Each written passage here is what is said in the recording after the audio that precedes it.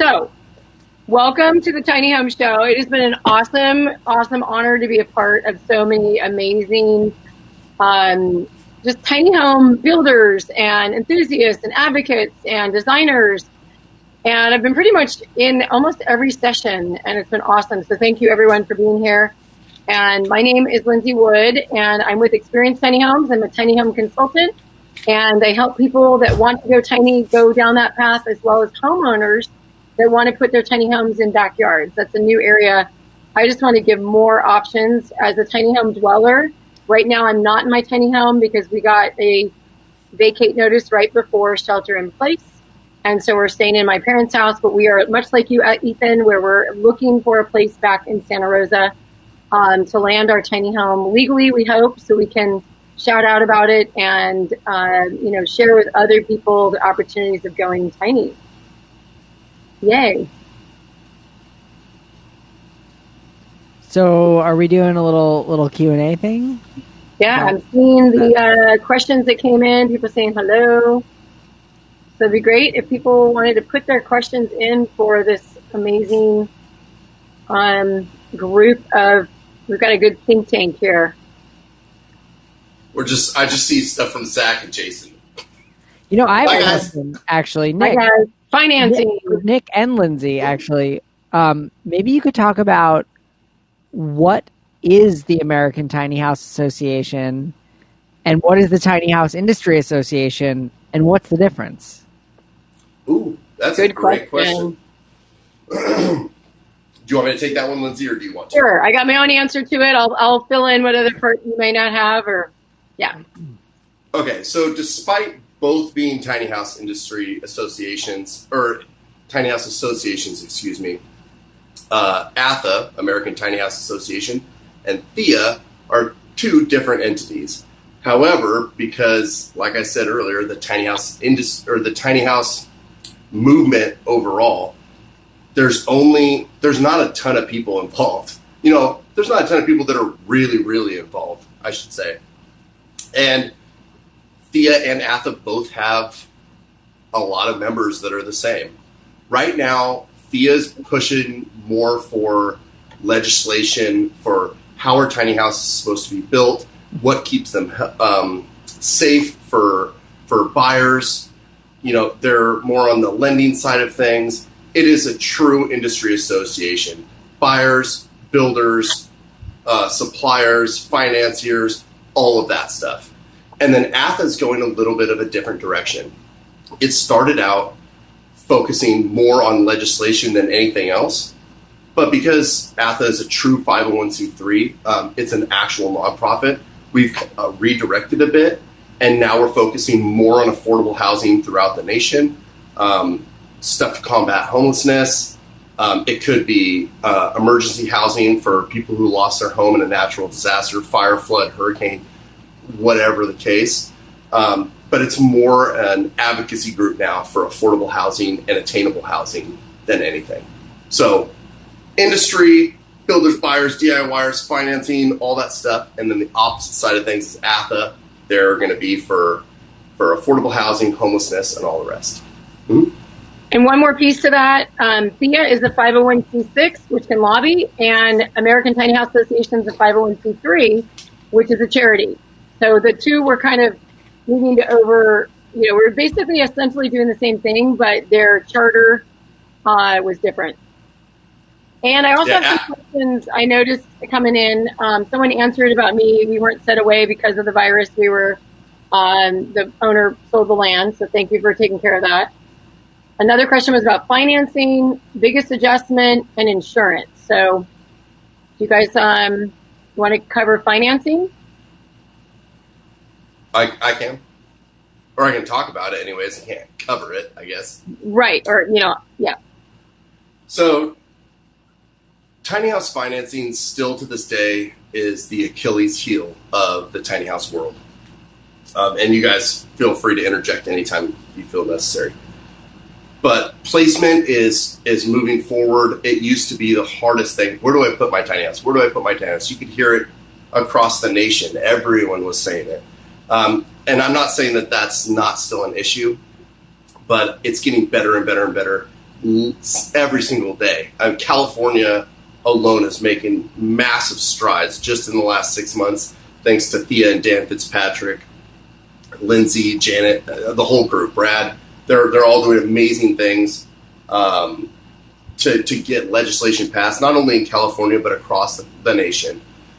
So placement's getting better and better and better as time goes on. It'll continue to get better. Financing, however, is not any better really now than it was 5 years ago. It still hasn't quite got there. There's companies out there. I won't name any because, like I said, there's nothing that's really that I would recommend to a lot of people. You see people using Lightstream all the time. It works. You know, there's still personal loans. Personal loans are always going to be there.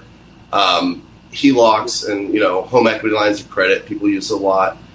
There's not any, at least in my opinion, there's not anything out there that's true blue, tiny house lending, some type of cross between a vehicle and a mortgage. I haven't seen one yet. And correct me if I'm wrong, guys. Yeah, and some other ones you mentioned, Lightstream, Liberty Bank. Everyone's got their benefits and not benefits. Builders have to be approved, that kind of stuff. But it's out there, and if you know anyone with a large amount of money that wants to create an investment fund, we need the Tiny Home Credit Union. Yeah, that would be great. How about you, Ethan? Anything about financing? Yeah, I mean, Lightstream, I've heard is a possibility. I have heard individuals say, "Oh, my credit union worked with me and did this." Yep. But that's not like a scalable national solution. The other option is when you go with an RVIA tiny house, then you can get an RV loan on the house, which is like a whole and to touch on that, it doesn't necessarily have to be RVIA. It's NADA is the true one. That's the National Automotive Dealers Association. So there's a lot of companies besides RVIA, Radco, PacWest, NTA, all certification bodies just like RVIA that hold the same thing. Yeah. And while we're on the topic of financing, the world of insurance, I just got our home insured by Mac Insurance. They were at the San Diego Festival and they did a great presentation. They were able to really look at my past insurance and find that we were underinsured in liability. So that was really good. We pay about $1,400 a year for that. So yeah, anyone looking for tiny home insurance? Zach said NADA. NADA, guys, real quick, is the National Automotive Dealers Association. It's a way that banks can look up a price listed for a tiny house. So a lot of builders, we have all of our models and all of our homes listed in that. It's like the Kelley Blue Book for tiny houses, basically. And so the banks can go through and look and get an actual verified price of what that house costs, and then they know what to lend. So that's NADA for you in a nutshell. My tiny home is insured through the Strategic Insurance Agency. They're based, I believe, in Fort Collins, Colorado. I think they're Colorado Springs. Or Colorado Springs, that's right.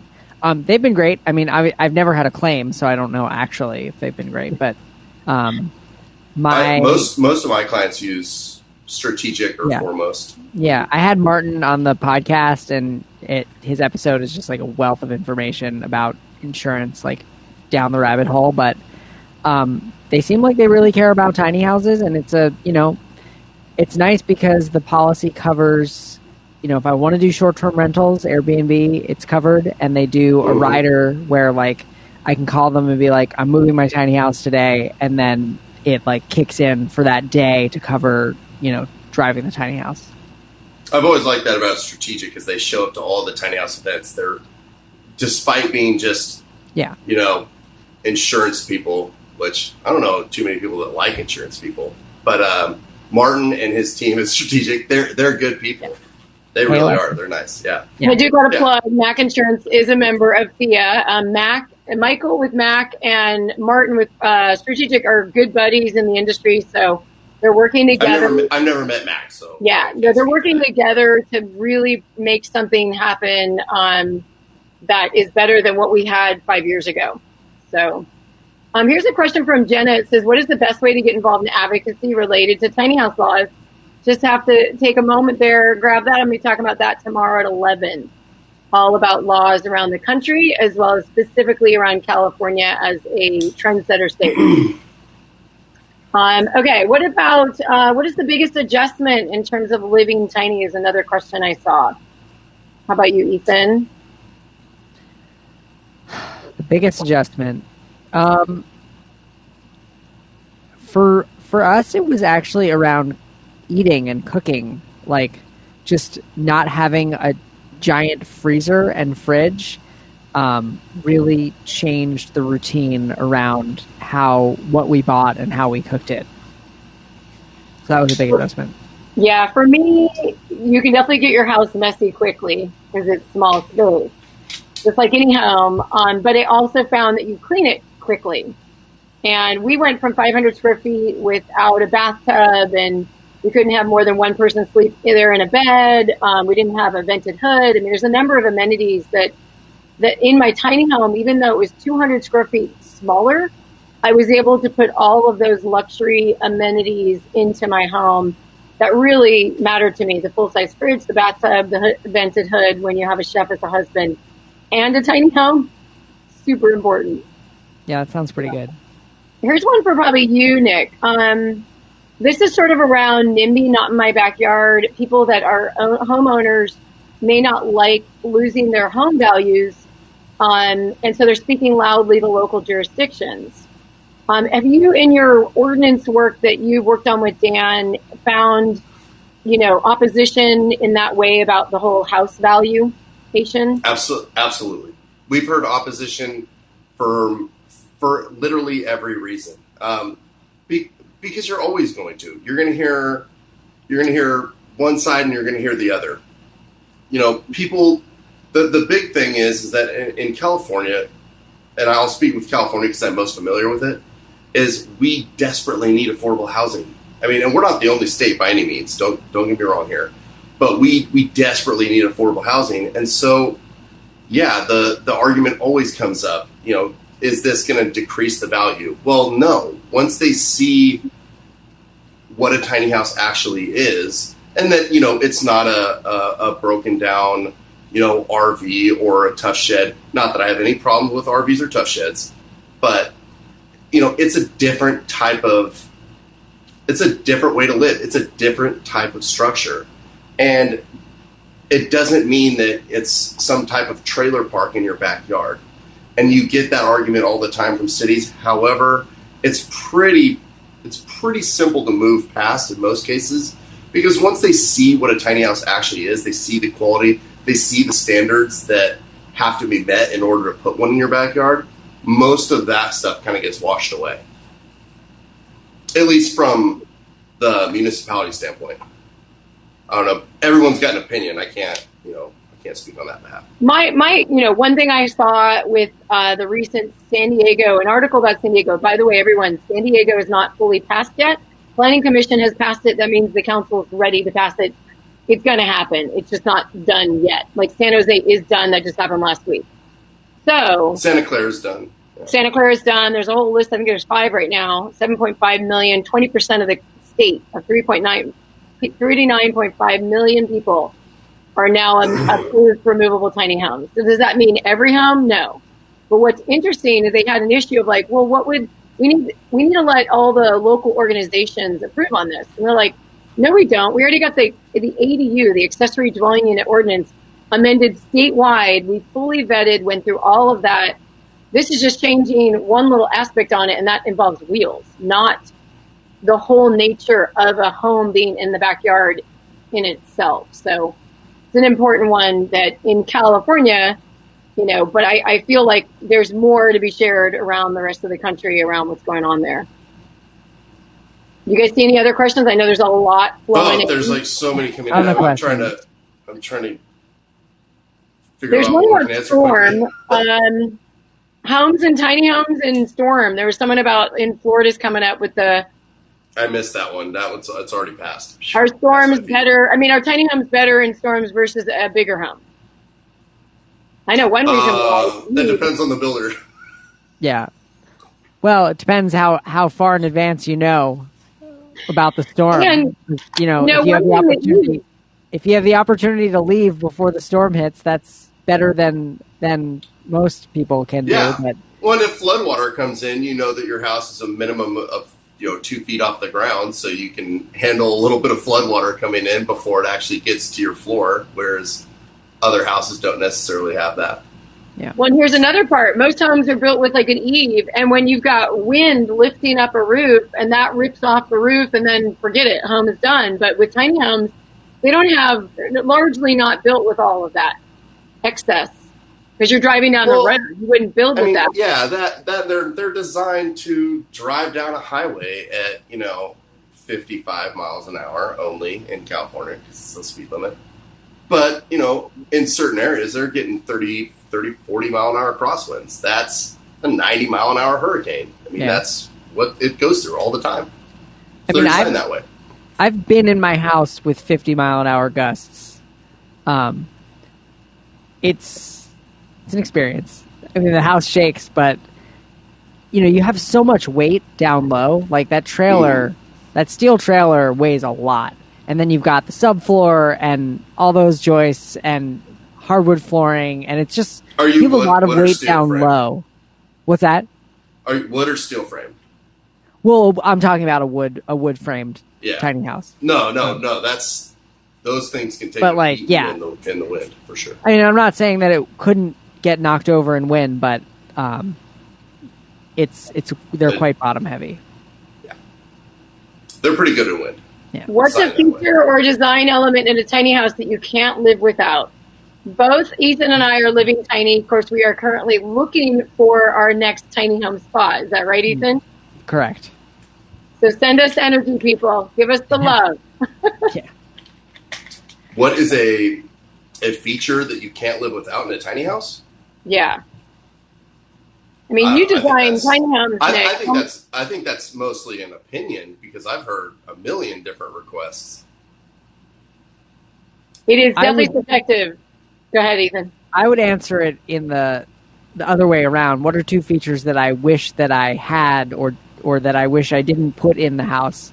I would say that I'm over the loft. Like, I wish that I had worked a compact staircase into the house. Because climbing up that ladder, or actually, it's more climbing down the ladder at 3 a.m. when you've had a couple of beers and you have to pee. That's the problem. Sick. I was so sick, and I'm like, oh. Yeah. So the ladder is the problem. I talk about the ladders all the time. Yeah, ladder's the problem. And then my other one is that for whatever reason, I just thought that a small fridge, that's what I had to put in a tiny house. So I have this tiny fridge with a shoebox freezer, and my kitchen is too big. I could have fit at least an apartment size fridge that's 5 or 6 feet high, but instead I have this tiny little fridge. Yeah, I have basically a mini fridge, and the whole kitchen is it's all built in. So it would be difficult I'd have to renovate the kitchen to fit in a bigger fridge, which I'm not going to do. But I wish that I had just done a bigger fridge. That was kind of not smart. I noticed that a lot of people do more kitchen than they actually need. Yeah. They think they need more cabinets because they're so used to, living in apartments and other houses and growing up with all these massive kitchens, and they think they need cabinets and cabinets and cabinets and cabinets. And I always wonder, what are they storing? Why do they need so many kitchen cabinets? What are they storing in there? But you're right. You could have more fridge or more prep area. That's one thing you never see. Prep area. I need more fridge and less cabinet. Yeah.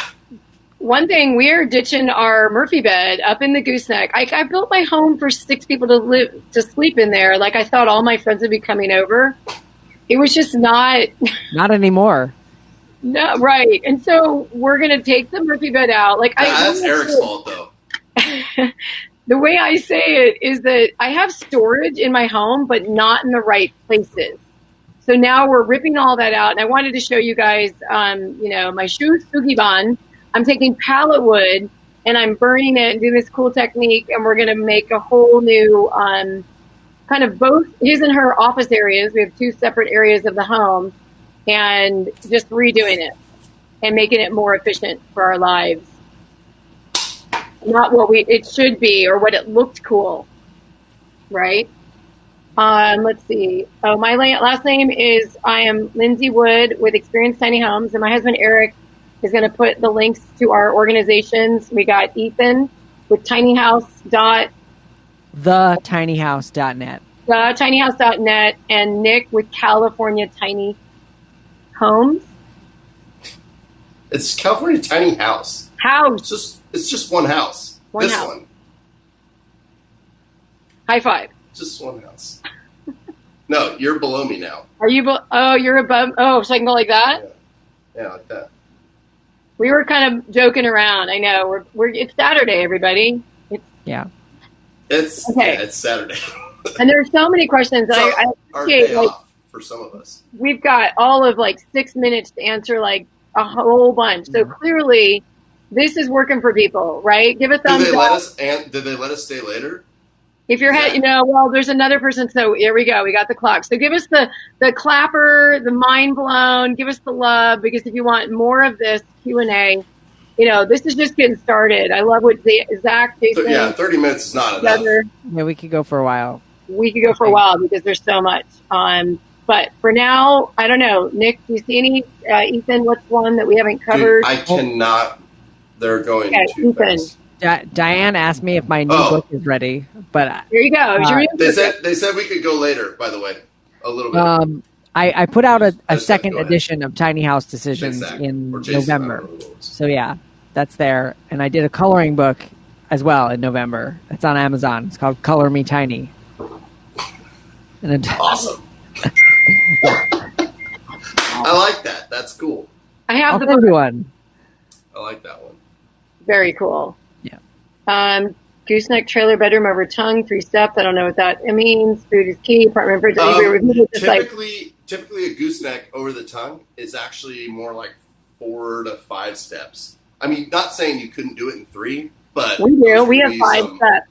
And there are going to be some glute workouts. You're going to be taking some monster steps. Yeah, I say 5 would be comfortable. My thoughts on gooseneck. We have it because we mostly built our home for travel, and now we wish we had more of a bumper pole because you get more interior space. However, if you have a gooseneck, you can make a garage underneath on the outside. So that actually works for our life more because we like building stuff, and tools are better outside the home than inside. Just my preference. For your size, though, Lindsay, gooseneck was the only way to go if you guys wanted to travel as much as you already have. True. A bumper pole would have been it's just a nightmare. Way too long. Ours is 300 square feet. How long is, and 33 feet long. What about yours, Ethan? Yeah, I'm my tiny house was a big tiny house when I built it, and it's 22 feet long. Yeah, sounds about right. I just have to share for a moment. When people look at our home, they're like, oh, that's a big tiny house. My dear friend, Jay, I love you, and I've known him since 2004. He started this whole movement with the smaller house footprint. But just because you're going to 300 square feet doesn't mean that you're not still totally, making a move towards right-sizing our American dream, right? Everyone's got their own dream. And it's just because the early tiny homes started out smaller. I just wanted to point that out, that if you wanted to go bigger, that's okay. My tiny house can barely fit 2 people, so yeah. I see a lot of stuff about lofts and goosenecks and all that stuff coming through. I might be way, way past you guys. I'm not sure. Lofts aren't necessarily bad, though, guys. There's really great ways to do lofts. Lindsay has seen some of our houses, utilizing landings versus ladders. Ethan mentioned earlier he wishes he didn't have a ladder and had some type of compact staircase. 100% in agreement. Only, the first house that I built, just me and my dad, before we even had this company actually established, I did a ladder. And I remember going up and down that thing. And by the end of it, I swore to myself I would never do another one. And I don't think we have, unless it's been, signed off or some secondary sleeping thing. If it's a guest, they can go up and down a ladder for a day or two. It's not going to kill but for day in and day out use, some type of staircase is a must. Having a landing at the top of your staircase, somewhere where you can stand, you can actually make your bed, utilize a closet, it is crucial. If you don't have a gooseneck, if you have a gooseneck, you're fine. You go up 5 steps, you can stand straight up, you can make your bed, you can access a closet, you can do all of that stuff. Lindsay can attest to that. But if you don't and you have a bumper pole, there's still a way to get the gooseneck feeling and have that standing area in your loft by just taking the landing down. So you have 6 steps or 5 steps to go up, and then you have a flat spot that you can actually walk next to your bed, make it, lay down. It takes the part of the loft in a tiny house that's a burden and basically eliminates it. And I have a last question from Jade. Is someone out there patrolling builders to make sure they don't skip corners or completely run away with your money? The man below or above me, wherever, Nick, right there, California Tiny House, awesome builder, super helpful, because when our builder went bust and they left us with the incorrect axles and tires, which Ethan and I actually did a podcast on your show about, we were one of those people that was like, that is not a story you want happen. So if anyone wants to hop on a call with me and talk about, how to find the right builder, or just call Nick. I did not even know you either. Builder. What? I said I didn't even know you either. That's right. Just a random person out of the blue, yeah. Yeah. No, that was cool. And you saved us. And in 3 days, we got our axles and tires changed for $5,400, which is the equivalent of the entire trailer cost just to get everyone. Some heroes don't wear capes, Lindsay. That's right. So there really is no patrol force, because there's really, the big thing about tiny homes, there is no licensure that you have to have. Unlike if you build a home from foundation up, you're going to have to adhere to building codes and have licensing and all that stuff. So, yeah, I mean, you still want to find somebody with a contractor's license that's had experience. And this is not saying anything, no bash against DIYers. If you're out there looking for a professional builder, we're all different. Our California Tiny House, my brother, my dad, and I, our style is different from everybody else in the country. If you like our style, you're going to gravitate towards us. But do your homework. Talk to clients that, that have been living in our houses. Talk to people like Lindsay who, has had a bad experience and met a lot of builders. Find somebody who's got licensing, see what they've done in the past, and that's the best way to choose a professional one without making a mistake. I wouldn't jump into it without doing at least a little bit of homework. Yeah, and you don't need to certify before getting insurance. I know that from Michael with Mac Insurance. But I do think certification is great to make sure it's a must. A must. Especially for any legal placement.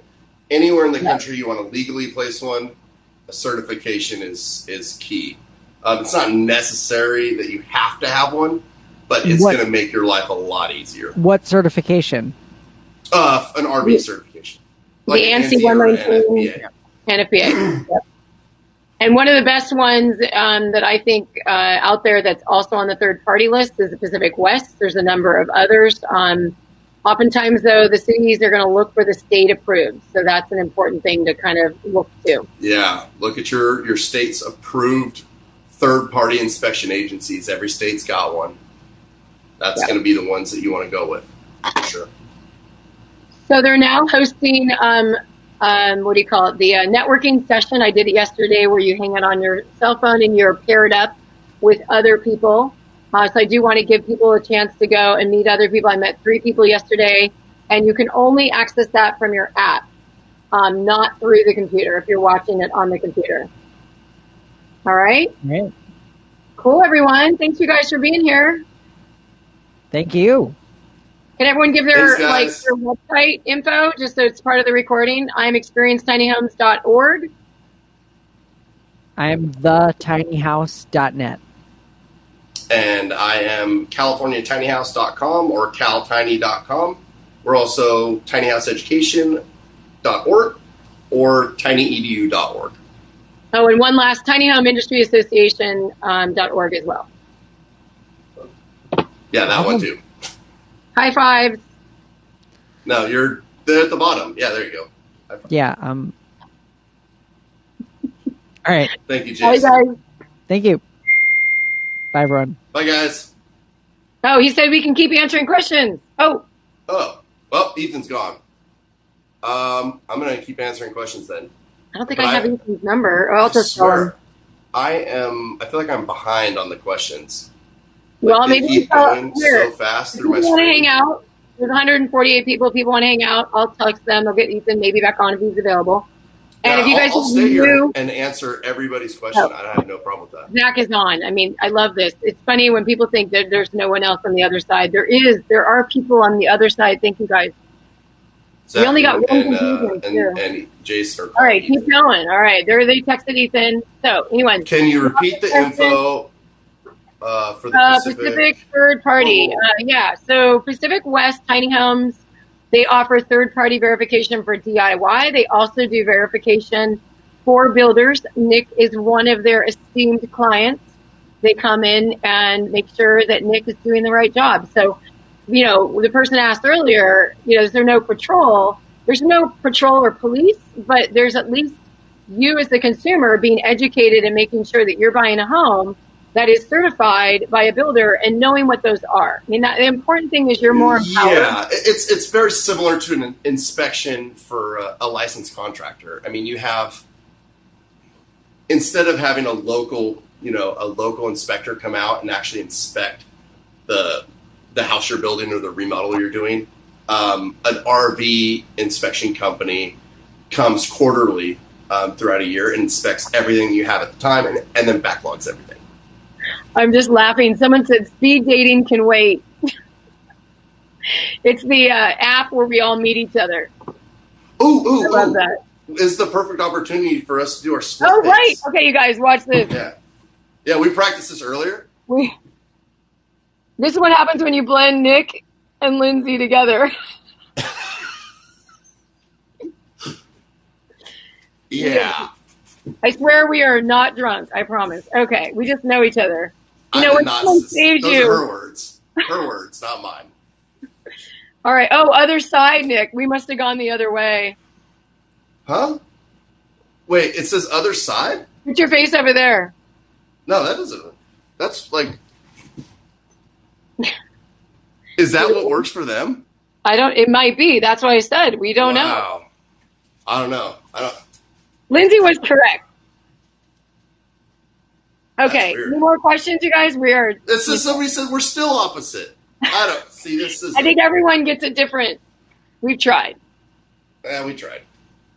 It's like doing a dance. All right. Any amazing questions that have been burning? To the right. I know that. Let's see.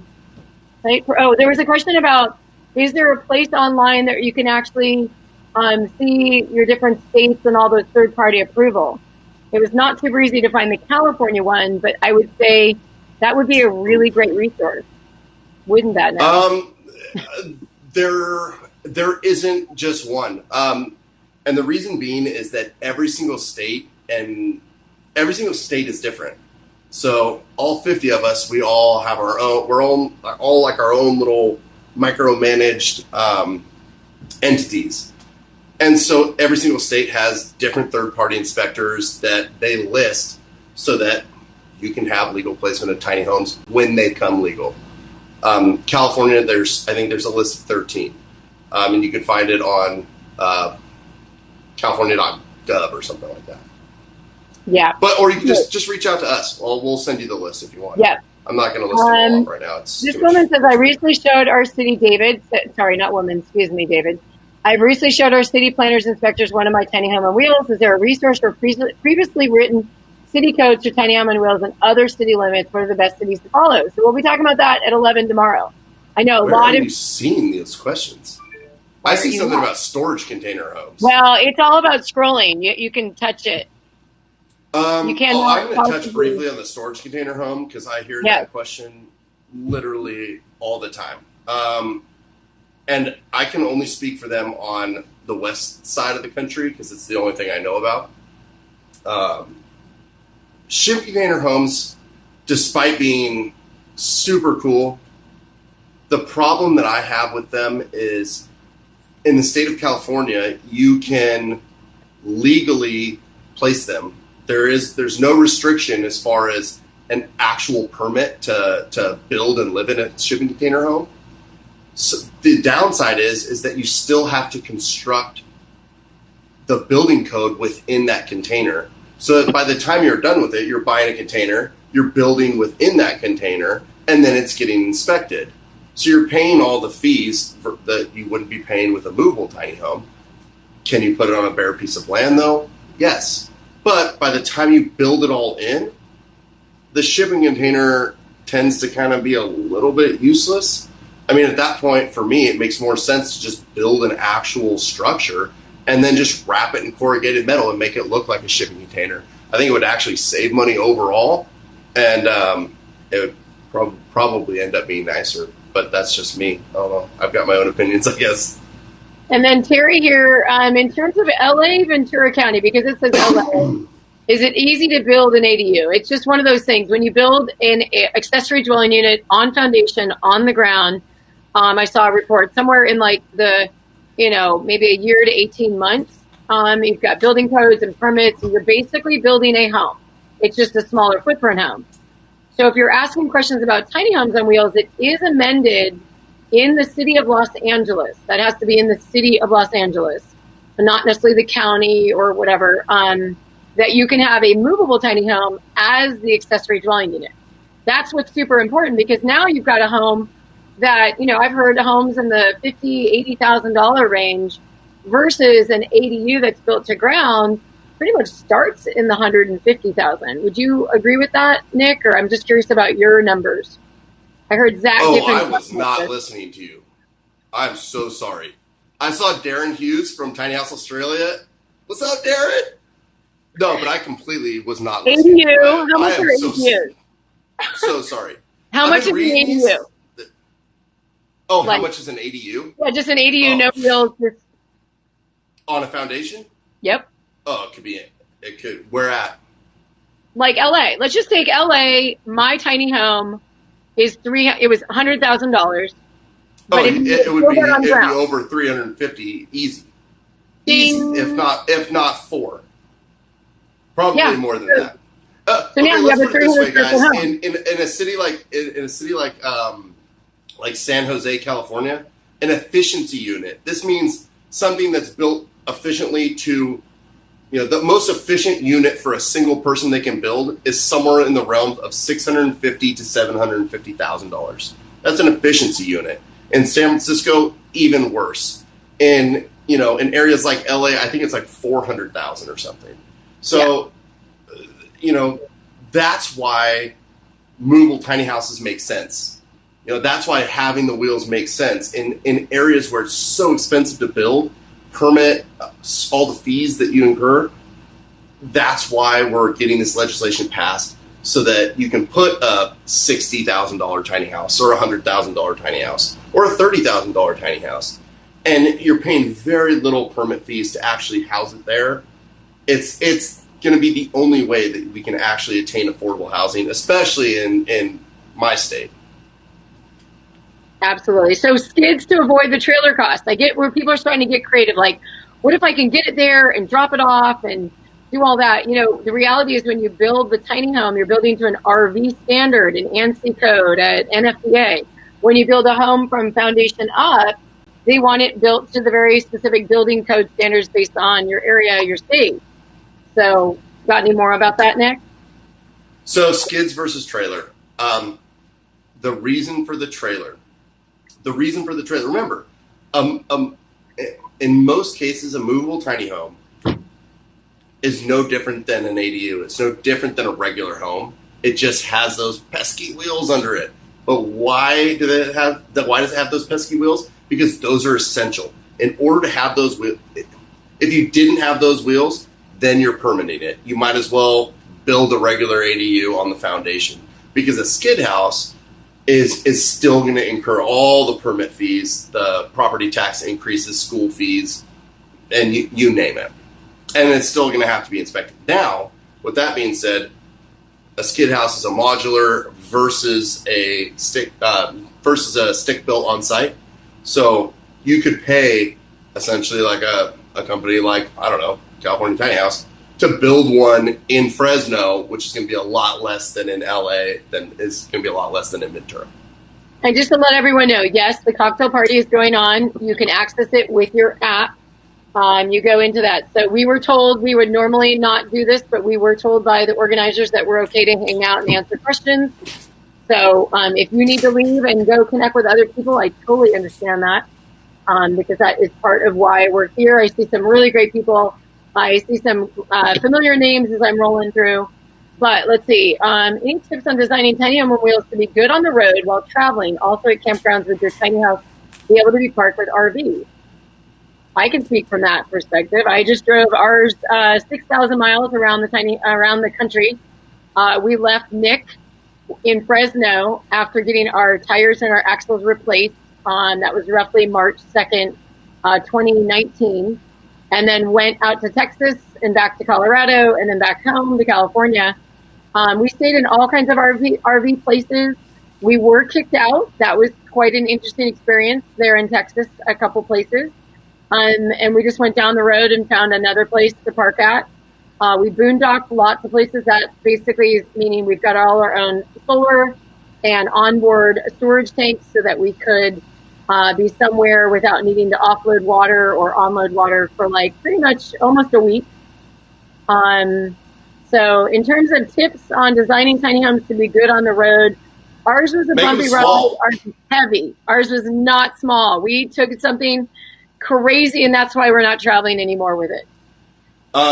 Yeah, to make a little tip on that, if you're going to, if what you really want to do is travel, you need to bring it down to the basics, as small as you can. Gooseneck's much safer, in my opinion, than a bumper pole, but if you get small enough on a bumper pole, it really doesn't matter. I'd say 20 feet or less, maybe 22 would be my max. And then if you went on a gooseneck, you could do like a 20-foot plus 7, which would be like the max gooseneck. Unless you're like, I'm going to go be somewhere for a number of months, and then I'm only going to drive like 2 or 3 hours a day, and then go somewhere else for a number of months. We moved every week with our giant home. It was a really good test case for like what we don't want to do ever again. So I would put a cab over camper in our truck now if I was to ever travel around the country again. So it is possible to do that, but you really got to think about it, because it's tiring pulling that kind of thing around for that many miles. Children, any advice for harmonious living? That's going to depend on the family. It's going to depend on the kids. I'd say the younger children are going to adapt better to tiny living, whereas teenagers require a lot more space. I know families that have three teens living in their tiny house, and God bless them. I don't know how they do it. I feel like it'd be a total nightmare. But especially with the young ones, they don't take up a lot of space. I mean, it's basically a big fort for them. Having a family living in a tiny house, make sure you designate certain areas so everyone feels like they have their own space. I think that's really important. If you have a family of 5, there should be, at least 4 sleeping areas or 3 sleeping areas, whatever the situation is.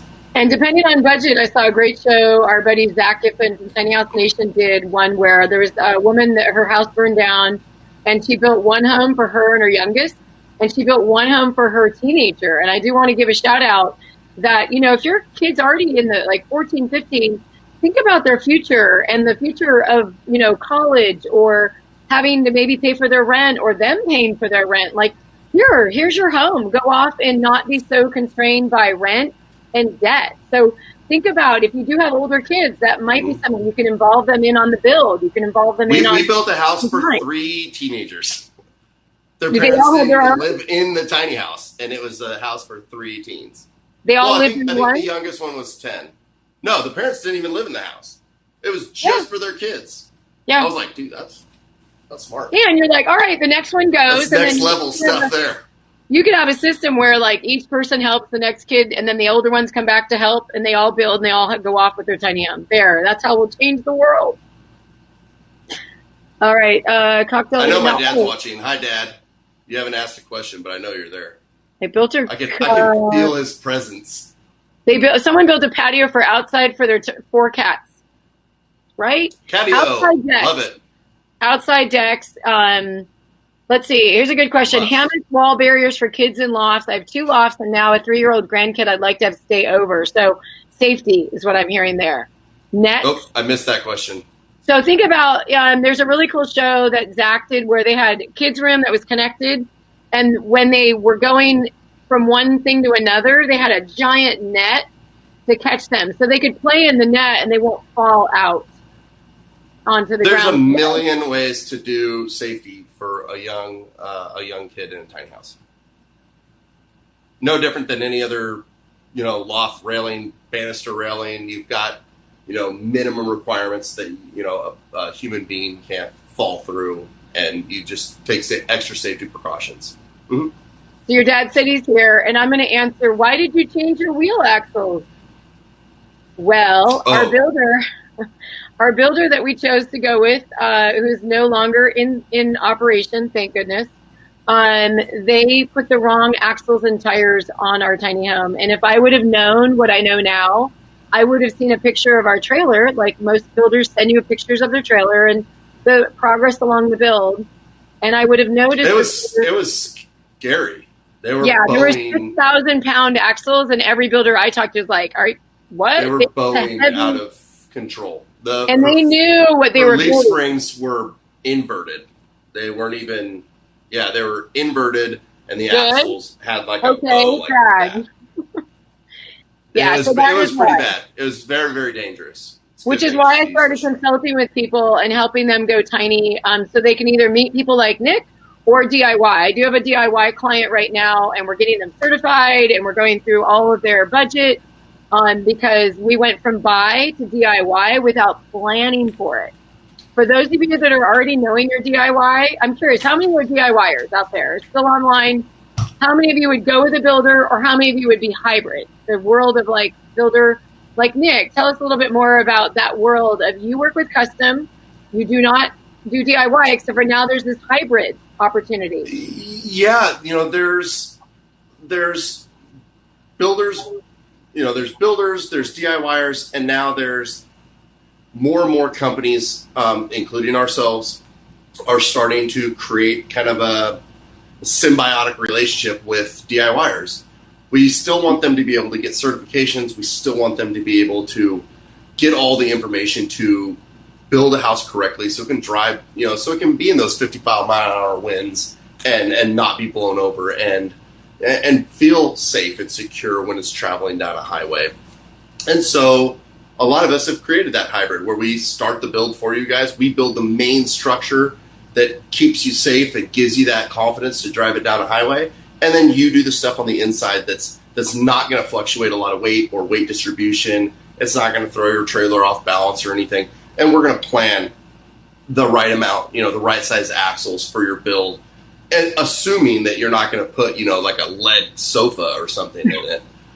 But not that, there's a lot of lead sofas out there to choose from. But we do want to make sure that even you DIYers out there have the opportunity to have a safe home built by a professional and inspected by a professional agency as well. So we have, online courses now. We've got all sorts of stuff in the works that's starting this summer to help you guys out. Okay, but and you guys can just call me. You got to tell us about your DIY. You do such great things with the high school kids and what you worked on. Nick is like 4 people in one. You have so many different directions you've gone, but what you've done with the high school kids and now what you're going to be rolling out with the DIY to support them. Uh-huh. Okay, so what Lindsay's talking about right now is earlier when I introduced myself, I talked about our family nonprofit called Tiny House Education. And what we've done over the past 5 years is we work with dozens of high schools all over the state. We just recently, earlier this year, spoke to a national audience. And we bring tiny house curriculum into their schools. So we have high schools essentially building a tiny house as a project for their vocational schools. And what's awesome about it is we started developing this video curriculum to, the way that education is now, is everyone picks up their phone and watches YouTube. If you don't know how to do something, you YouTube it, So we decided that we were going to make the YouTube version of tiny house building. And that's what we basically did. We did it for high school students on an educational scale and realized that it would be a perfect opportunity to bring it to DIYers as well. What better way to build a tiny house than watch step-by-step professional do it? Absolutely. Thank you. Yeah. Perfect. So I'm seeing there's DIY, there was a lot of hybrid, and then there's builder. One said, I want to go with Nick when I'm ready. So good. No way DIY. So I love it. I was like that person. We had already flipped homes. We actually knew what to do. So good news for us is that we already knew, but we also knew I didn't want to build my own home. But then all of a sudden, whoop, I'm going to build my own home, or at least finish it. So to give you an idea, we paid $65,000 to our builder. We would have paid for basically a frame and some panels shoved inside and the inverter and battery. So I'm thinking based on all that, we overpaid by $20,000. That's almost another tiny home. If we would have gone the direction, I'd like to say I haven't heard that story 100 times. Yeah. But. Yeah. And we didn't call up other, the referrals and ask how things were. We were just so excited. We found one. It looked cool. Do not choose a builder just on their pictures and how cool it looks. Get beyond the design and talk to them about business, how they do their business, how they handle, communicating to you, you name it. I mean, the randomness of them going out of business in the middle of our build, it happened, whatever. Thank goodness it happened to us because we were able to accommodate. We had family to support us. And little did we know we had new friends like Nick to save us when our, tires and axles. We discovered it on the road that we were overweight because we called our trailer manufacturer, who was our only contact at that point, our buddy Damon at Trailer Made. And he was able to clue us in. It wasn't Damon's fault. It was the builder's fault for ordering the wrong trailer.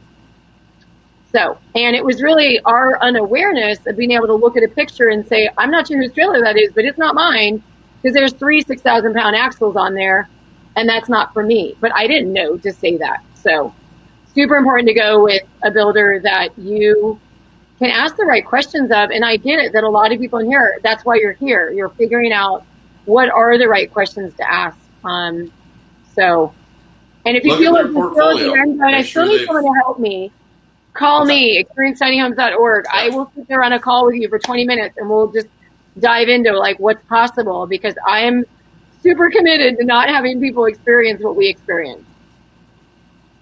Yeah. All right. Yep. Any other questions that I'm seeing out there? Cocktail hour. Let's see. Yeah, the cocktail hour. I was able to hang on there, you guys. It is on the app.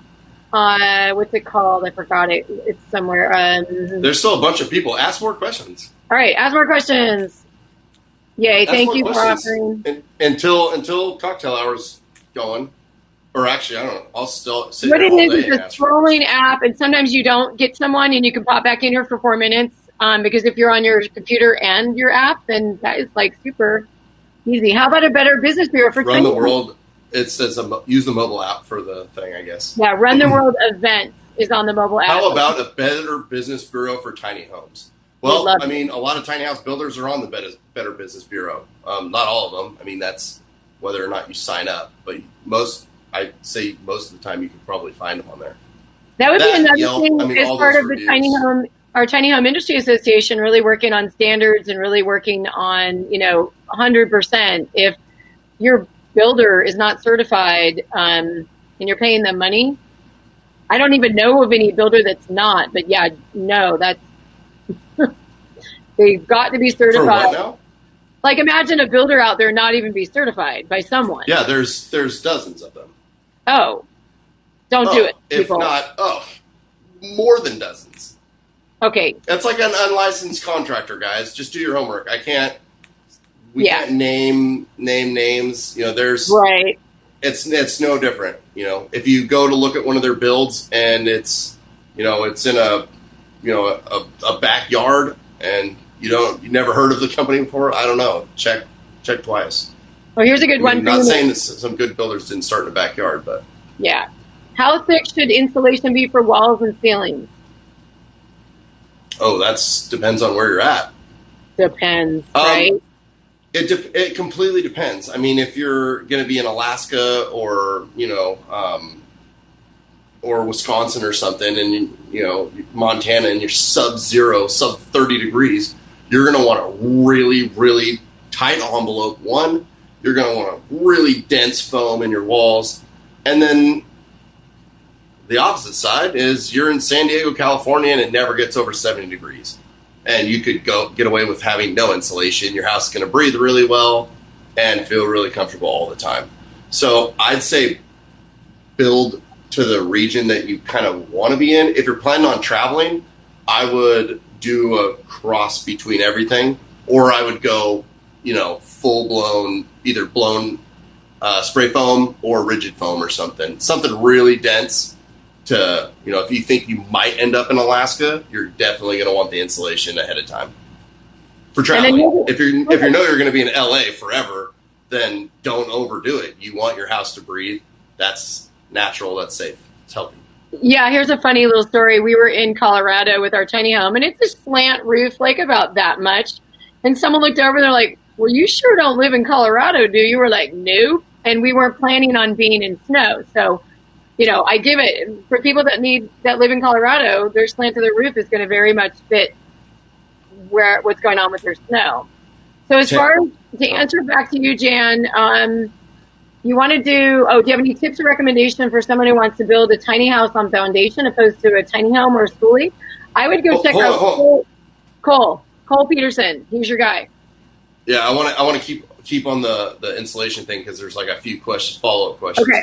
2x4 limit insulation value depends on the insulation you're using. R13 is going to be a standard 2x4. You can also do like a rigid foam or spray foam, and probably get up to R26, something around there, for a standard 2x4 wall. You don't necessarily have to. I probably wouldn't do much more than that. Remember, it's not just about insulation. It's not about necessarily all about the R value you hit. It's if you have huge, if you have windows, a full wall of glass, it's going to be less insulated than a full wall of insulation. So, things like that play a factor in insulation values as well. And then the tighter the envelope, the more heat and cool that's going to stay in. Great for really humid climates like Hawaii and Florida, excuse me, and really great for super duper cold climates as well. You just have to have air exchangers and stuff back east where they have a ton of humidity, whereas in California it's pretty dang dry here, so we don't have to necessarily do that, although we can. A lot of people really like the Lunos heat recovery ventilation HRV, that whole ventilation recovery system. I wish we had done something like that because we do need to open windows in our home. Opening windows is good, Lindsay. Open your windows. Okay. There's another question. Oh, I missed it. Oh, what are the difference between RVs versus tiny house or conversion? So tiny homes are RVs in the eyes of the DMV. They've got a license plate on the back of the tiny home. That is an RV. There is no, do we want our own standard out there? Yes. Actually, that's what the Tiny Home Industry Association is working on. Instead of adhering to the ANSI 119.5, which is an RV code, we would like our own code. Sorry? So the ANSI is a park model code, but it's the best code if I had to choose one or the other. It's not an RV code? I thought it was an RV code. Yeah, it is. It's a park model RV code. But the nice thing about an ANSI code versus an NFPA, which not a lot of people know, NFPA is National Fire Protection Agency. ANSI is American National Standards Institute. Those are the two code bodies, just like, for example, a builder in California who's building a stick-built house has to follow California Building Code. It's the same health and safety code for all of us tiny home builders. We're doing ANSI or NFPA. ANSI has got the structural inspections. It's got all the other inspections, whereas an NFPA could essentially be a tent trailer, because a tent trailer with canvas walls falls under the same inspection under the NFPA as a movable tiny house does. But an ANSI one has actual structural integrity and stuff. So I like that one better, just because it's more rigorous, I guess. Thank you for explaining that. I didn't even know that stuff. So not a lot of people do know that. Not a lot of people do. And I don't, because it tends to confuse people. So if you're confused, email me or call me. Yeah, and I'll right. answer that separately, because I could probably answer that until I'm blue in the face. You have to get a license plate on your trailer if it's not getting moved.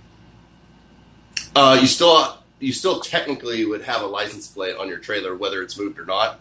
I guess if you're not moving it, you don't necessarily have to put it on.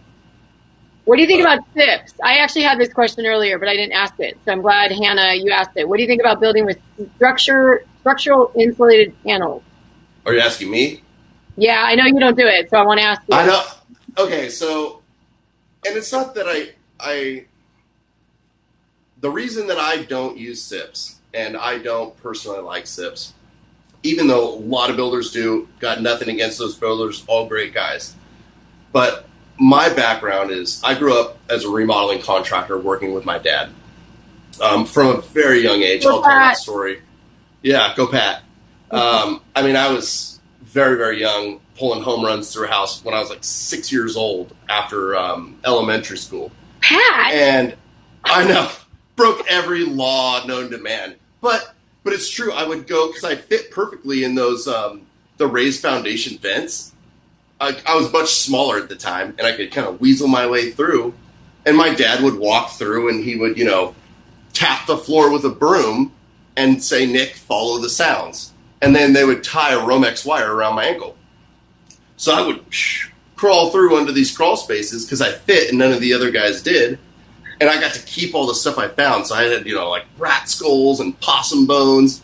And it was awesome. It was pretty much one of the best experiences of my life.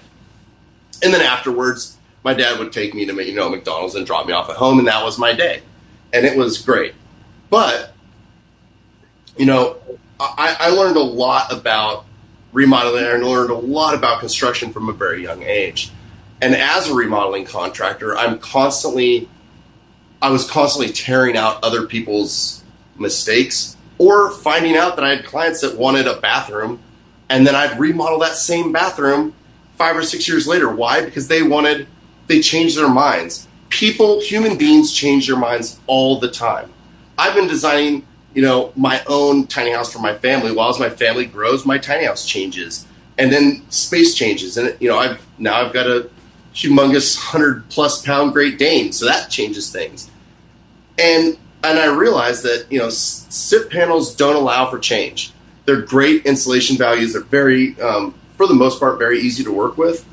But if you want to move so much as just a plug, just one single outlet in your house, it requires hot knives and adding extra insulation and rerouting wiring and all sorts of stuff. Whereas a standard 2x4 wall or even a steel framed house, you can pop a few boards off, run a wire pretty easily, put the insulation back, put the boards on, you're done.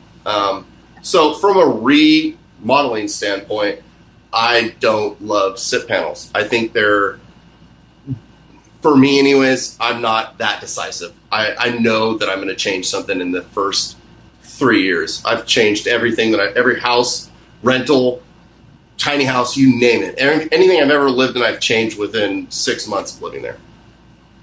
Okay, so I just have to ask this for a moment. I feel like we're going on SIP rant. No, that was great. I loved it. In fact, it gave me some ideas to ask you questions. Now this is like the Nick and Lindsay show until we're told to get off. Like, if I get that call, we'll leave. But for now, while we have you all and you guys are interested, I would love to hear your story of why Nick and why Dan got into this whole tiny home thing with all his knowledge. Like, my understanding of the story was that you worked with him on some remodels and he gave you a call. You know where I'm going with this? Yeah, absolutely. So okay. The gentleman that Lindsay's referring to, his name is Dan Fitzpatrick. He's the president of the Tiny House Industry Association. And I mean, this is my description of him. He's the godfather of tiny house legislation. There's no one in this, no one on this planet that is better equipped to pass legislation for movable tiny homes than that man, Dan Fitzpatrick. He's brilliant, and he can talk to any politician and somehow convince them that this is, I mean, we all think this is the way to go, but it's much more difficult than just us thinking that. You know, Dan has a way of conveying this in the most articulate way possible. So Dan Fitzpatrick, this unbelievable, legislation guru, godfather, if you will. The reason that, he got into tiny house stuff, and the whole reason this whole thing started with him, is my dad did a remodel on his house 35 years ago. So I had not even been born at this time when my dad did this remodel. Dan called us about 12 years ago to do a kitchen and bathroom, a few other things, which of course we did. And I think in 2013 or maybe 14, he called for another project at his house. And I remember talking to him on the phone and saying, "Oh yeah, Dan, I don't do that anymore. I'm doing these little, tiny house things. It's like an affordable house on wheels." And he was the city planner or the county administrator for Fresno, specialized in affordable housing. And so as soon as the word, tiny house kind of came out of my mouth, he said, "Where?" I gave him the address, and in less than 5 minutes, he was at my shop. I've seen him probably almost every other day for the past 7 years. And the guy is very good at what he does. Brilliant, in fact. All the legislation in California, most of it across the country, that's the man you have to thank for it right there. Yep, he's known as the rock star, Dan the rock star. I like that, the godfather of legislation. I call him the godfather. Okay, I like that. It sounds cooler. But. And I want to honor, Jay was the godfather of the vision of the start of the tiny home.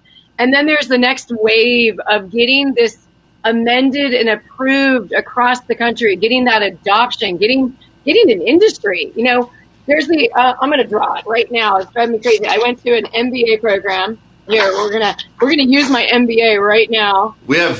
I didn't know we were allowed to use visuals. There. Oh. It's not a very good visual. What is that? Don't put that away. What is that? It's not a very good. I need better paper here. I don't know what that was. This is the adoption curve, people. I see. Yes. So, Jay Schaefer. Lindsay, context. Okay, Jay Schaefer is the innovator, right? This came in as the visionary. Then we got into, this is early adopters, early majority, late majority, and the laggards. So if you think about smartphones, right? The very first time they ever came out. This is your MBA? This is my MBA on paper right now. Okay. This is the MBA. So my belief, with all of my... You need to label them. With all of my MBA letters after my name, is that we are here in the early adoption. Oh, man. Tears. We're not in the early majority yet, but we are early adoption. This is a nice place for this industry to be. And on top of it, we've got the health and financial crisis. So I've heard from a number of builders, and I want to hear from you, Nick. I hope somebody screenshotted that. Yeah, just take your screenshots. Should I hear? And try and explain that to somebody else. It looks like an armadillo. Anyone? It looks like an armadillo. I need to get a better graph. But so the important. You're making me laugh too much. I can't even talk. So, where were we after we laughed our little booties up? So we're in the early adoption phase, you guys, and now we've got the financial and health crisis. And my understanding is a lot of builders, they hit a dip, like when shelter in place happened, everyone's like, freeze, I don't know. And then a number of builders got a lot more interest. How about you, Nick? Did you see your business kind of do any dip or what's going on? That is a great question.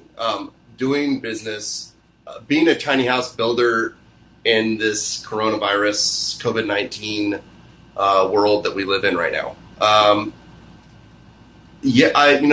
It's very interesting. On one hand, yeah, I've got more phone calls. I think people are realizing that, looking at the 2008 crash, and they're starting to see that they maybe they don't need that 3,000 square foot house, and maybe downsizing is an option. Looking at a possible dip in the economy, and I think that's why what's stemming out some of these more of these phone calls, especially baby boomers right now. But then on the other hand, things have slowed down. Not necessarily because people are buying less, but the entire world is slowing down. I mean, our suppliers, little things like going to a Home Depot, to get materials now, instead of taking 10 minutes because it's 10 minutes from my shop, now is a 2-hour wait in line.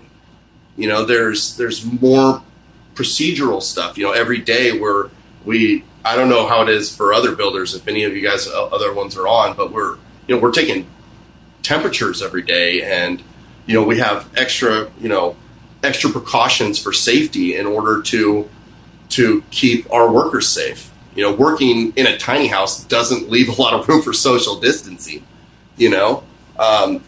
If it's you and Eric, it's different, but if it's 3 of my guys working in one small space, we have extra precautions that we have to take. So yeah, on one side it's good. I'm getting a lot more phone calls for new business. On the other side, it's, some people are worried to spend their money right now, and then suppliers are also shut down because they're non-essential, and that makes it very difficult to continue building when we can't get the required items we need. Yeah, and I want to hopefully that answered that. Big shout. Thank you, Nick. Big shout out to all the nurses and doctors that are literally putting themselves on. They keep calling it the front line. Like, yeah, there have been people that have passed away. So, so much respect and honor to those that are doing the work. Grocery store worker, anyone that is receiving public and doing their job to do that is my book. They're amazing. So. As we're here behind the screen, one thing that was mentioned, in one of the show earlier talks, was that how many people that weren't able to go to the festivals, how grateful they were for this kind of information. And I know from being at a festival, if you're in a tiny home line and someone else is talking there on the stage, it's kind of difficult to do it all, right?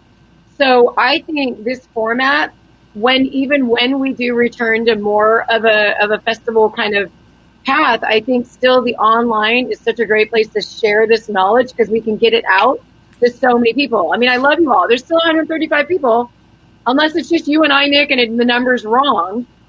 No, I'm telling you, it's gone up. We've got more people.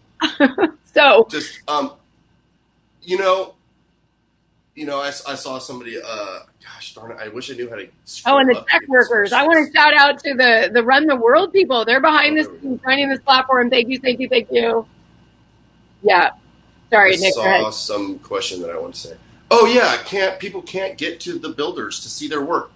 That is the worst. The worst thing right now is because we used to be an open book. We had customers coming in every day, 4, 5, 6 people every single day for tours, and it's been a month now. It's weird.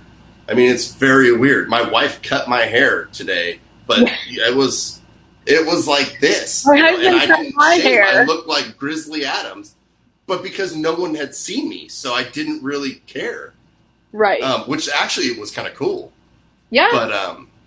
But yeah, no, sanitary reasons alone, I just need to keep it shorter. So, David, tomorrow at 11, I'm going to do the best I can, but just a little sneak peek. Tomorrow at 11, we're going to talk about laws and tiny homes and ordinances. Resources for tiny house communities. Resources for tiny house communities. One thing we do at the Tiny Home Industry Association is share a number of those resources, and I will be sharing with you guys a link for a place to put in your email And we're going to be doing probably similar things like this within the Tiny Home World Industry Association, because we've got a wealth of knowledge. We've got so many builders that are, certifiers, insurers. We've got marketers. We've got everyone that's really focused on this industry.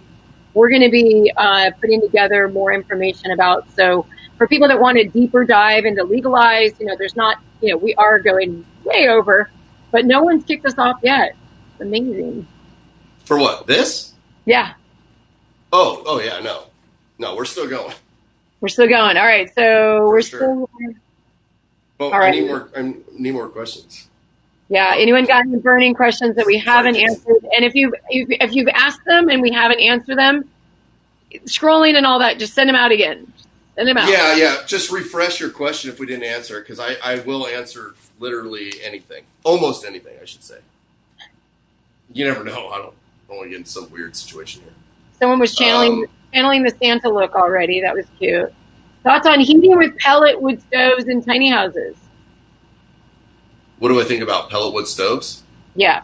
Do you want to? I can answer that one. Yeah. Okay, so pellet wood stoves or wood stoves in general in tiny houses, unless you're in a very, very, very cold climate, or you just really like real wood stoves, I see them tend to be more of an art piece than an actual heat source for most people. And the reason I say this is wood stoves, despite working exceptionally well, they put out a ton of heat. I mean, they're going to get your place cooking. They're very difficult, however, to do the reverse. They're very hard to cool down. And so what you end up with, and Lindsay can attest to this, is in a tiny house, if you're pretty much comfortable downstairs, you're going, great, it feels really good. I'm going to go upstairs. I'm going to go to sleep. And what's going to happen is it's going to be 30 degrees warmer in your loft, and you're going to go, oh my God, it's so hot up here. And it's very hard to cool off because heat rises, obviously. I don't love wood stoves. If you like it as an art piece, or you grew up in a cabin that always had a wood stove, then so be it. Just take extra precautions. Make sure, one, they're vented. I can't say that enough.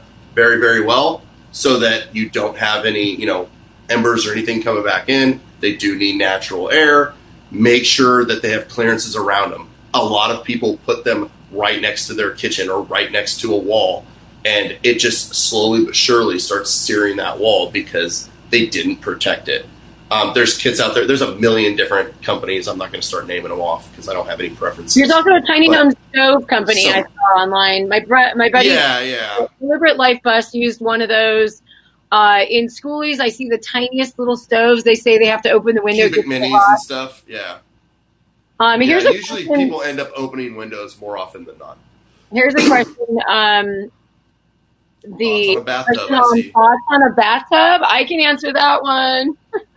So can I. For me, must have. Okay, that was like I lived for 5 years without a bathtub. I was like, now granted, we had a hot tub, but it's not. Yeah, but do you like taking baths? I do.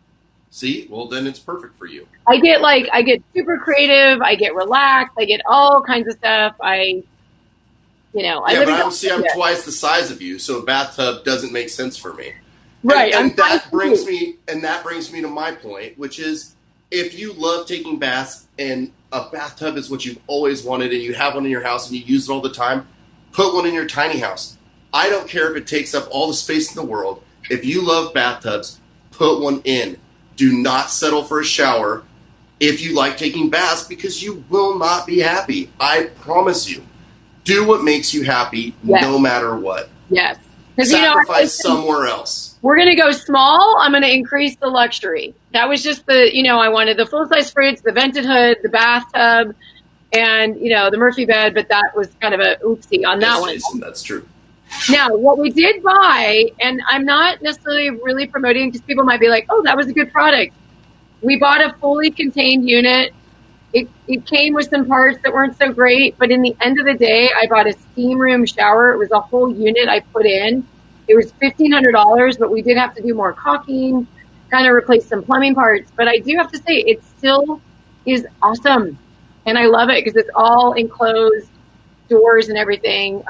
Anyone that saw our home at festivals, they're like crazy. What do you think about it? He's smirking. I can feel it.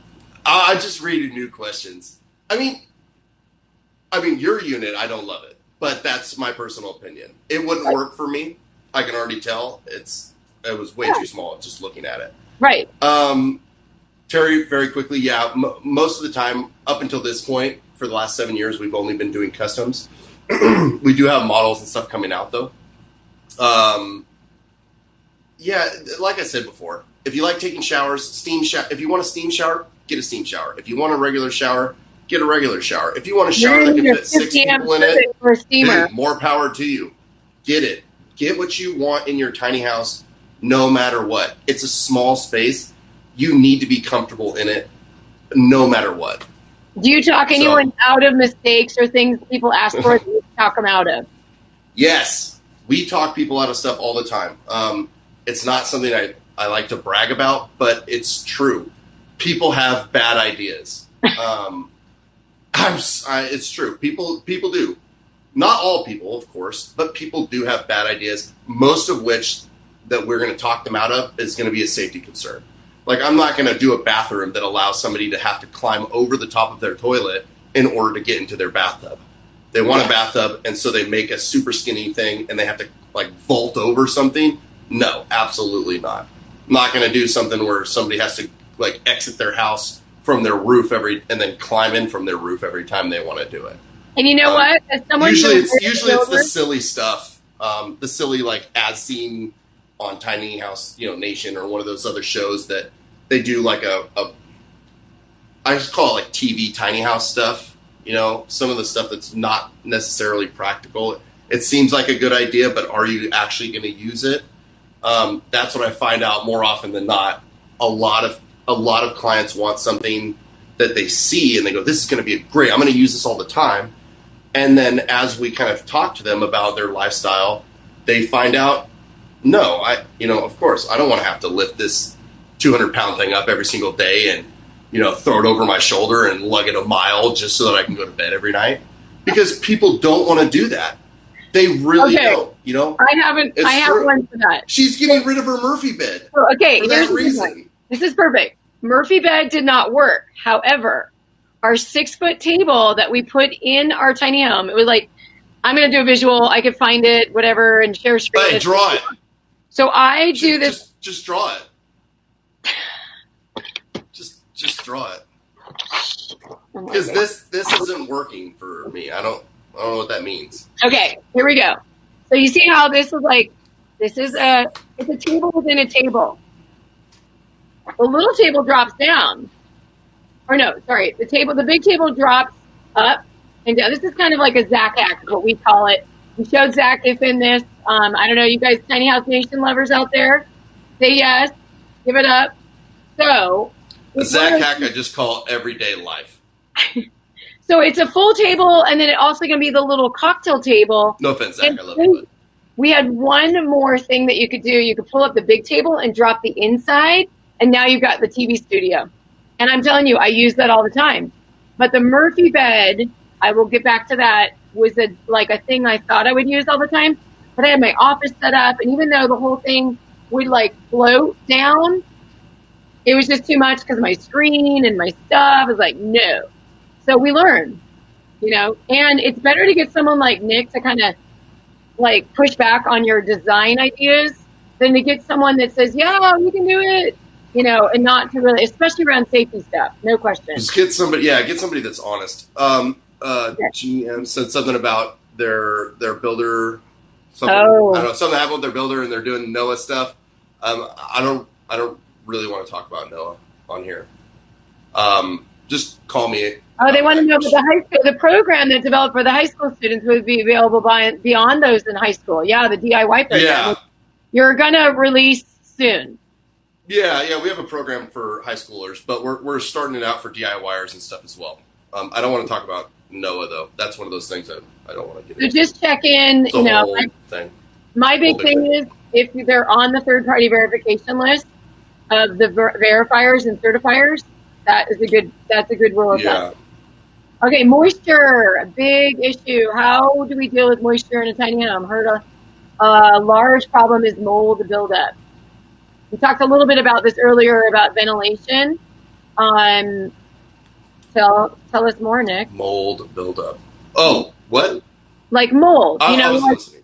I brought up heating. There's shower fans. There's a number of people, and based on where you're at, can bring in moisture in the home. Okay, so that's one of the questions you hear across with a lot of tiny house buyers, because of they're all doing their research, they're looking online, and they're trying to compare apples to oranges. And what I mean by that is the moisture that you're going to have as a tiny house buyer in Florida or Hawaii is not the same moisture that you're going to have in Southern California. Two completely different, same product, two different entities. One of which is having that super tight envelope, like I said, that's great. However, if you get moisture, and that could just be breathing, can create a spot for mold to grow. The best way to do that is take simple precautions. You want to do fans. You want to have natural air come in. Air exchangers work really well. In California, don't make a super ultra tight envelope that can't breathe. Being able to breathe, your house actually breathe inside and out, that's going to be one of the best deterrents for mold, period. And then products alone, anything that's treated and stuff is going to be much better than not. Shower, make sure you wipe up your water. Simple stuff like that. Like, for example, our builder kind of messed us up with the whole shower fan, so we could not. Oh yeah, shower fans for sure in bathrooms. So we don't have that. That is something our luxurious, amazing tiny home does not have a fan in the shower or the bathroom. So what we do, we crack the window when we take a shower. Now, if it's super cold out, which we don't normally have because it's California, there is a moment of that bathroom can get colder, but that's just something that we do. It's not recommended. I would recommend a fan.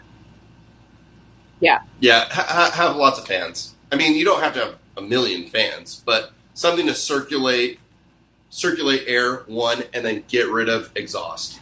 That'd be. I'm a big fan of the vented hood. My husband's a chef, and that was the thing I did not have in my old apartment. It was like the fan that recycled. I'm like, that's not a recirculating fan.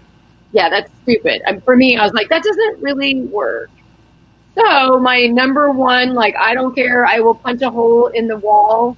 It is that important to me to have a vented hood, and we love it.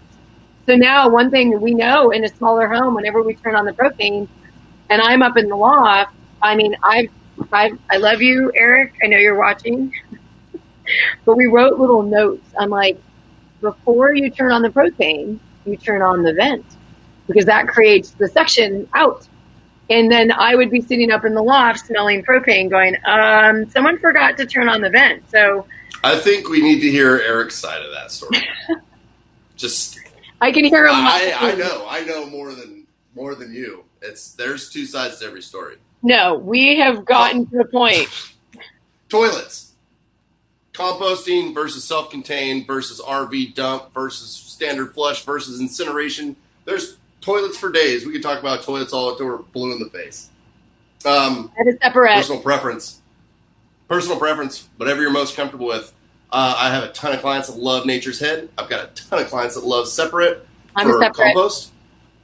For those who are traveling and they don't necessarily always have power and they want something that's just quick, they're going to be 3 days, 4 days, maybe 5 days.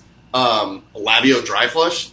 Dude, they work great. They're super expensive, not something that I would use for day in and day out use over the course of 5 years or anything like that. Where the Mylar wraps around and you throw the thing. Yes, the space toilets, like a diaper genie. I thought about doing that, but I didn't like all the waste of plastic. I mean, like I said, it's a preference. Yes, See, like right now, Lindsay doesn't like that. I would love a bidet. I don't use one either. And a flush toilet. There you go. We've put a bidet in a tiny house. But now with all the toilet paper issues, right? Standard flushing toilets. If you like that, great. If you don't, there's a million other options. Incineration toilets is one that I get a lot. It's not my thing. I'm not, going to suggest that to anybody for such a small space. There's something about, oiling the. I don't. I'm not going to get into it. It's grossed me out. Well, and the other for part outhouse is purposes, dude. We looked at an incinerator. They were like $4,000 and a ton of energy. Like if you're going to do any off-grid whatsoever, no. And speaking of off-grid, so you design. I talked yesterday about solar with Soul Solutions. So I do some work marketing and sales for Soul Solutions. We recommend sort of a unit that's separate from the house and solar panels on the ground. But Nick actually designs with the Tesla Powerwall. Yeah, right? yeah. The Primo. Not everybody gets that option. No, they're very, very hard to attain, especially for tiny house builders. But I happen to have a family member that works there with them. There we go. So if you want your off-grid with the Tesla Powerwall, and it's not the only way. There's which I don't know which way is it. I think it's this way. High fives. I think you and I are. Yeah. I think that's right. Anyways, so anything about a bathroom in a loft space? Have you ever seen that? Bathroom in a yeah, it's not very common. Reason being is usually a loft space is dedicated sleeping area. The reason you have that is because you want your standing room and all your height on the lower level. Why? You spend most of your time there. Most of the time you're in your house, you're hanging out, you're cooking, you're using the restroom, you're taking a shower, you're sitting on your couch, you're playing with your dog, you're playing with your kids, whatever you do when you're home. You're doing aerobics. I don't know. What do you do when you're at home, Lindsay? Aerobics, probably, or some type of yoga thing. I do yoga. I need to get more room in my room for yoga. So most people spend a huge portion of their time actually, vertical in their tiny home on the ground level. Lofts are typically designated sleeping areas because it's not something that you go to all the time. If you had your living room or restroom up a set of stairs, that means every time you want to go to the bathroom, you got to go up a set of stairs. It's not as comfortable. It's not as common. Not saying that you can't do it though. So if that's your dream to have an upstairs bathroom, then. And Laura, just an answer for you. We have both stairs because we have a gooseneck, and we have a ladder into our loft. And our loft bed is so luxurious that we've just made it our main living room. That's why we're taking out the Murphy bed in our other room, because our friends out of the year, we've had like maybe 5 or 6 people stay over. I'm like, not needed. So we have both. And most people that come into our home that do not want any kind of stairs, you can absolutely build the home of your dreams. They're highly customizable. In fact, whichever direction Nick is, he's the guy that's been pretty much predominantly building customized tiny homes, meaning people want to do their own home. But here's another question for you. Just do a staircase. Yeah. Out of all the homes that you build, is there a common size or style that you find? I mean, now we're kind of getting into the question of the models. I'm thinking you. There are. I'm gonna turn on a light. I shouldn't say that there's a common size. I mean, for the most part, every tiny builder is building something similar. 18, you see 18s to 30s all the time, everywhere. I mean, that's kind of like every tiny builder's bread and butter. I see it more along the lines of the different groups that buy them. College students, they like the little itty bitty micro ones because it's basically a dorm room on wheels. And then you've got, retirees that they don't want a loft bedroom. They want a ground floor bedroom, which is fine. But ground floor bedrooms means that you're taking up a little bit more space. So those I've noticed tend to be a little bit on the larger side. Once you get to a certain size, most people step it up to a gooseneck for safety of travel. But, and then we do a lot of 10 wides now.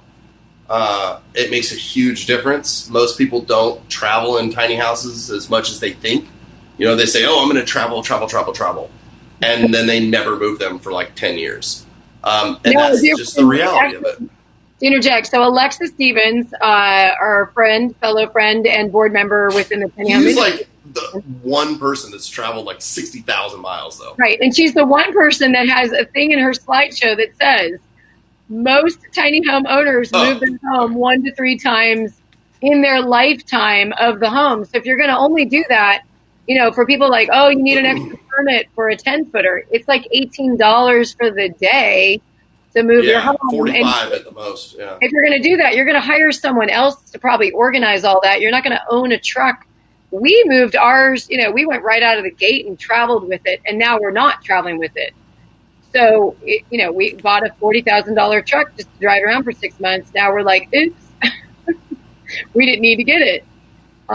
Most common units for traveling long distances, I'd say it's 22 feet and below. Yep. That's what most people do. And a lot of them use reduced height. They don't necessarily do a loft bedroom all the time. They'll do like Alexis and Christian have one. Lindsay's got the gooseneck. So a lot of people, for safety reasons, will do goosenecks. If they go small, some people do really small where they've got like a convertible couch on the ground. They get something that's a little bit more aerodynamic, kind of like a hybrid between a travel trailer and a tiny home. Because I don't think there's any full-blown tiny home that's great for travel. They're not aerodynamic, or they just look like an RV. So here's a question. Something about, it was from Amy. Seems like what I hear personally would probably rather not have a loft or upstairs. Is that possible? Amy, once again, highly customizable. What people are going to do is they're going to see things online. And this is something that a dear, smart, wise friend, named Nick, told me about, is start a Pinterest board. Put all the pictures that you may see out there that you like. Type in, like, why you... I did not say that. You didn't say that? What are you talking about? No, I didn't say that. Let me continue what she just started. Make a Pinterest board. Yes. I don't endorse Pinterest, but some type of, it could be magazine clippings, whatever you're comfortable with. Pick your 5 favorite kitchens, your 5 favorite bathrooms, your 5 favorite interiors, exteriors, tiny house or otherwise. If you like the look of the Taj Mahal, boom, there should be a picture of that in that exterior thing that you're putting together. What it is you want your absolute favorites so that when you go to a builder, you can say, I'm looking for a tiny house that meets this style, that has this element, that's got a lot of natural light and brings in a lot of nature and greenery, and I want planters inside. You should be able to convey that by one page of pictures. And a builder should say, I see exactly what they want. And that's how you're going to get the best house for you. And if you're like other little things, nuance. Yeah, and if you're a DIYer or a hybrid and you want to work on your design beforehand, there are other people that are just designers. I think it's named Brian. I forgot his last name. He was talking earlier, and he's done a lot of work with Zach and Jason, I think on the Tiny Luxury Show. Or actually on Tiny House Nation. I can't remember which show. But anyway, one of the tiny shows.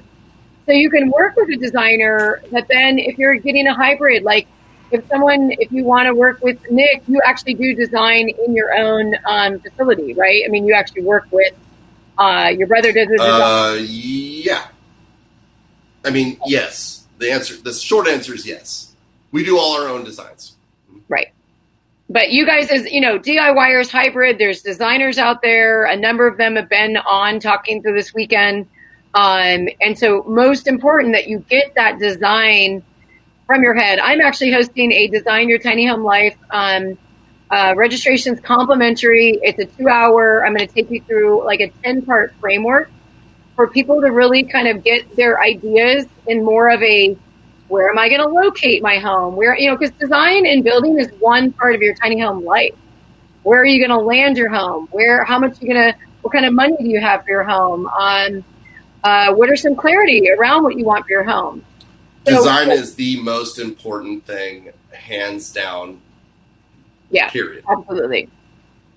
And but you don't talk to them about how to land your home, or where to go get the money, or what they're going to do for their career. That's true. I don't tell people where to park their house, but we have clients that pick their house up, and I never hear from them again. I don't know where it could be anywhere.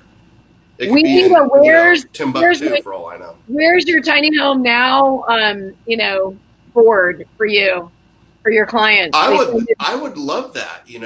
That's one thing that I wish, Yeah. and I can't say it for all of them because a lot of them do follow up and give us follow-up pictures, and they show us all this like cool stuff that they're doing. But no, not all of them do. It's interesting, you know. Yeah. It's Hey, thanks, interesting. Some of Allie. you can get. Allie, Are we getting kicked off?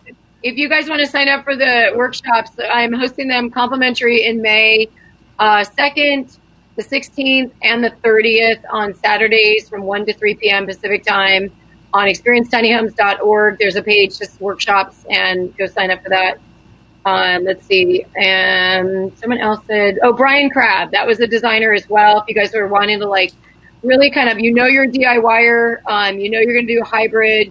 You may just need to get your ideas out and someone like Nick to say, yeah, that's not going to really work, or that really will work. What's your must-have? What's your, one of the to do that. A huge thing that I see in DIYers designing their own is messing up weight distribution. It's one of the biggest things. It's a huge safety factor when pulling a house, even if it's moving one time. If you plan on taking it from here or from California to Texas, not an overly long drive as far as, from here to Florida or something. But if your house is not properly weight distributed, it could be very, very dangerous on the highway. And that's one mistake I see a lot of DIYers do. They think they can put any element of their house in any configuration possible, and it's just not true. That's one of the challenges in being a tiny house designer. Myself, my brother, and my father is, we have to convey that to a client because they want a certain design a certain way, and we have to explain to them that you can have that design. It just has to be configured in a different way in order to safely travel. Yeah, and if you don't know that, and you can get a lot of information from a lot of these conversations, but most importantly, if there was someone that you really resonated through this whole weekend, reach out to them. That's the beautiful part. That's why we're gathering together. It's why we do this at festivals. But now we've got an opportunity to speak to so many more people around the country, around the world. I really don't know about what's going on with the Canadian laws, what's going on in different parts of the world out there, other than from what people will bring forth. So, super important question. The worst thing for weight distribution, Hannah, is too much weight in the back. I think that's the mistake I see more often than not. So a proper trailer, whether it's a single axle, double axle, triple axle, quad, it's this very center of wherever your axles start. So if you have 3, it'd be the center of your middle one. To the front of the trailer, you want 60% of the weight. To the back, you want 40% of the weight. What you see a lot is somebody putting in their living room and kitchen. They put their kitchen on their axles. They put their whole big open living room on the tongue, and then they put a staircase, a bathroom, a closet, and a loft all in the back. Well, what happens is that trailer. I'm going to use my cell phone. What happens is that trailer. Here's the pickup truck. It starts going down the highway, and it gets a little bit of speed wobble, and then it just keeps going until whoop, it goes to sleep on the side of the freeway. And that's what we don't want. So the way to combat that is put a little bit more weight to the front. Make sure if you're building it yourself, maybe take it to a weigh station a couple times. Double check that the tongue has enough weight on it. Having the tongue a little bit too heavy is not going to kill you.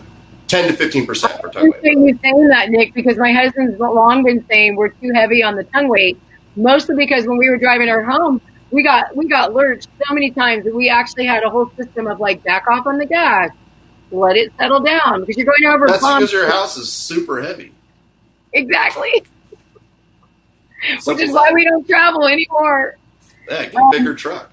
Quick question, which I saw somewhere in there, is mini splits. Any good brand that you'd recommend? We have the DIY Mr. Cool. No, that's fine. I'm not I'm not bashing on Mr. Cool. I don't want to endorse any brands. Okay. Mr. Cool's great. They're nice people. We've used them. We've used a handful. Pioneer, Aura. There's Mitsubishi, Fujitsu. They're all pretty much the same in my opinion. I wouldn't say anything's I mean, we've been going 7 years. I haven't had a complaint about a mini split yet with any of those I just named. But no, I'm not going to sit here and say, brand endorsement or anything like that. Right.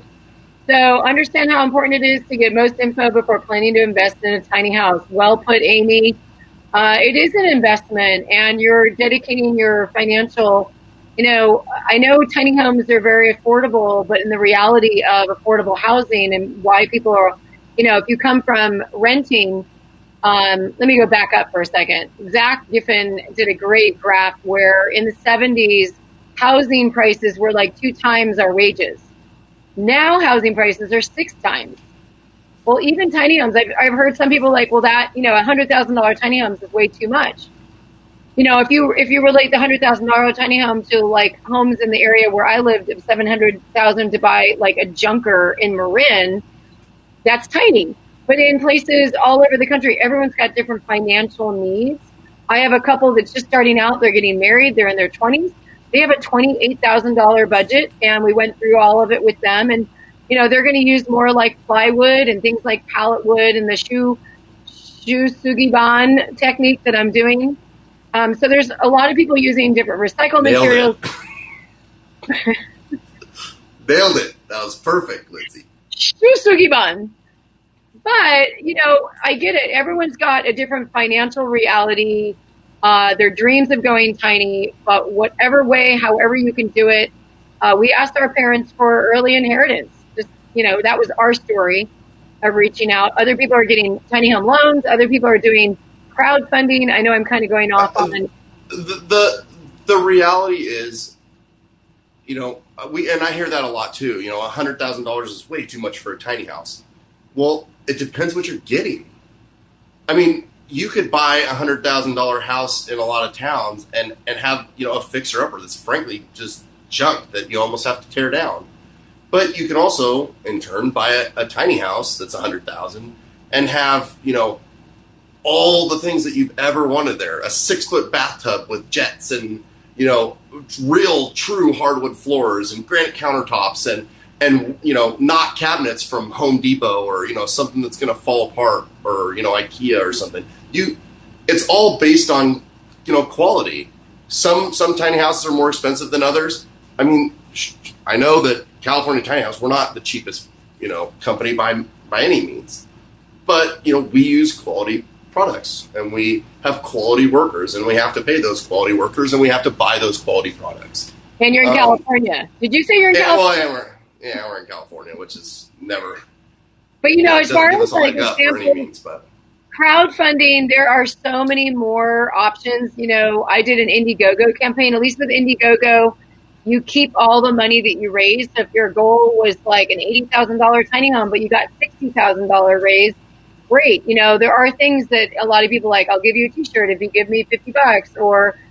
That's that model. There's also of your own family members. If you can't qualify for a regular loan or something like that, maybe there's a way you can work with like some of your, your family members or friends and say, look, this is my history. It's one of those things that they're just going to look at that and say, are they someone that maybe has a bunch of money? They would loan you a certain amount and then you figure out a way to pay them back. It's about getting creative, because if your dream, is super important, then you'll figure it out. Because I know we totaled up our rent after $108,000 in rent. I was like, I'm tired of paying someone else's equity in their home. And we figured it out. So, and I'm grateful to my in-laws who were able to so graciously, provide us the money. I realized I didn't create a crowdfunding campaign. However, our builder went bust on us, and we went over by $40,000. So we kind of got it on the back end, oopsie. But we're making it happen, and we haven't yet done an Indiegogo campaign or a help us, GoFundMe. A GoFundMe could be one of them too. And right now we are in a time, there's the funding from the government. I don't know if you guys just saw that they just reenacted another paycheck cover. Even if you are a gig worker, like an independent contractor, submit. Where can you save money in a build for a DIY or hybrid? The easiest answer to that is doing labor. So far, I think labor is probably the more labor you do. For example, paint. To paint a tiny house. I mean, paint a tiny house nice. The paint might only be $150, but the labor to do it's over $1,000 if you want it done professionally. The labor is always going to be the biggest savings. So for a DIYer, having a builder build them a shell, keep as stripped back as you possibly can, and then put the man hours in. Insulate it yourself. Do your own flooring, do your own windows if you can. If it's not something that you're comfortable with, that's the big thing. If you're not comfortable electrical, plumbing, windows, door installs, that's what I would have the professionals do. Yeah. Other than that, if you can YouTube how to put in batted insulation, which I know you can. I know all of you, the people on here, can do that. Yeah. Do it.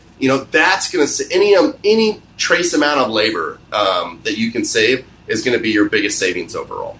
And here's my answer to that too, because I am working with a couple that they're DIYing it, but they got the trailer from a company. They got the kit from Volkswagen. Now that's a kit. It literally is going to come in all these pieces, and you put it together. In some scenarios, what Nick's talking about, I personally, if I was to rebuild my home right now, I would get someone else to build the trailer and basically dry in the home. What that means is when you're walking up to the home, it looks like it's done from the outside. You open the door, there's no insulation, but maybe the electrical and the plumbing has all been run. So you can put in the flooring and the cabinets and that kind of stuff. But the electrical, the plumbing, the framing, all that trailer stuff, that is like, it's kind of your basic. And I understand it's roughly $25,000 to $35,000 for something like a dried in shell like that. Nick, what do you think? Have you heard pricing around that? So you're probably, if you want something that's dried in, and this is going to be from a lot of companies, you're probably looking at 50% of what the total house would cost. Yeah. A lot of people think that the cabinets, the fixtures, that stuff's really expensive, and it can be, but it's small items compared to the lumber package or SIP panels, compared to the roofing. The windows for tiny houses are very expensive when they're low-E, dual pane, and tempered. The trailer, if your trailer is not 10% of the total cost of a house from a professional, then you need to reevaluate. Because I'm serious. I can't stress how important the foundation is to your home. I mean, it literally is. It has to support everything above it for the rest of its life.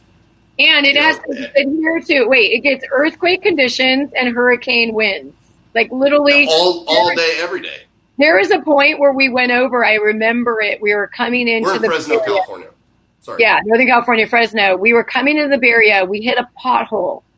And I thought to myself, I'm pretty sure the fan that was once mounted to the ceiling of our tiny home is now on the floor. Like, it was such a boom. And there's no chance you have it. You're driving, and I don't care whether someone you've hired to move it 5 miles. If there's a pothole there and they have to go over it, kaboom! That is like a 5.9 Richter whatever earthquake. So yeah, because you're not swerving around something like that.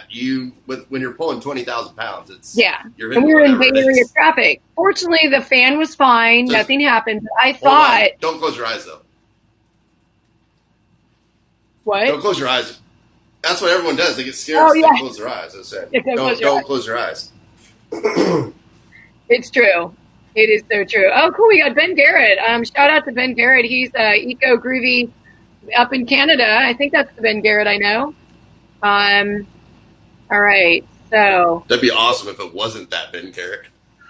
Hi, Ben, anyway, right? Either way, yeah. The name of the kit is Volkswagen. They do metal, steel framing, and they do kits. They do dry-in, but there's other companies that also do the same. Nick, I understand you do the same thing. Do you dry-in? Yep. Oh, yeah. We do basic shells, trailers, dry-in. Yeah. You guys would be able to work which are a little bit further along. Design team, that would be the awesome part. You and your brother as the designers are awesome because you guys have done so much custom work. Then you get your dried-in unit. So let's say the whole home would be like $90,000. If what Nick just said, let's just bring that down to $45K and you finish the rest of it, you're going to have the materials and the appliances. But here's the deal. Like I'm working with one client right now. They're getting married and they're going to do it over time.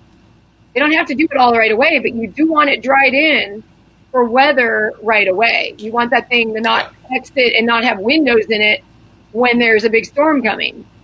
So and remember when I say 50%, keep this in mind. So let's say it's that $90,000 house that Lindsay just explained, and the dried-in shell is in that $45K range.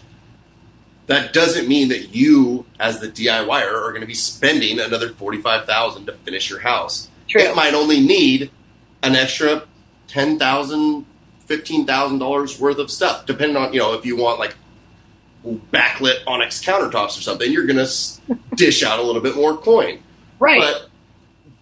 But it gives you it's the labor, it's all the interior labor and all that stuff that goes into it that you're cutting out. The more of that you can cut out, the less expensive your house is going to be.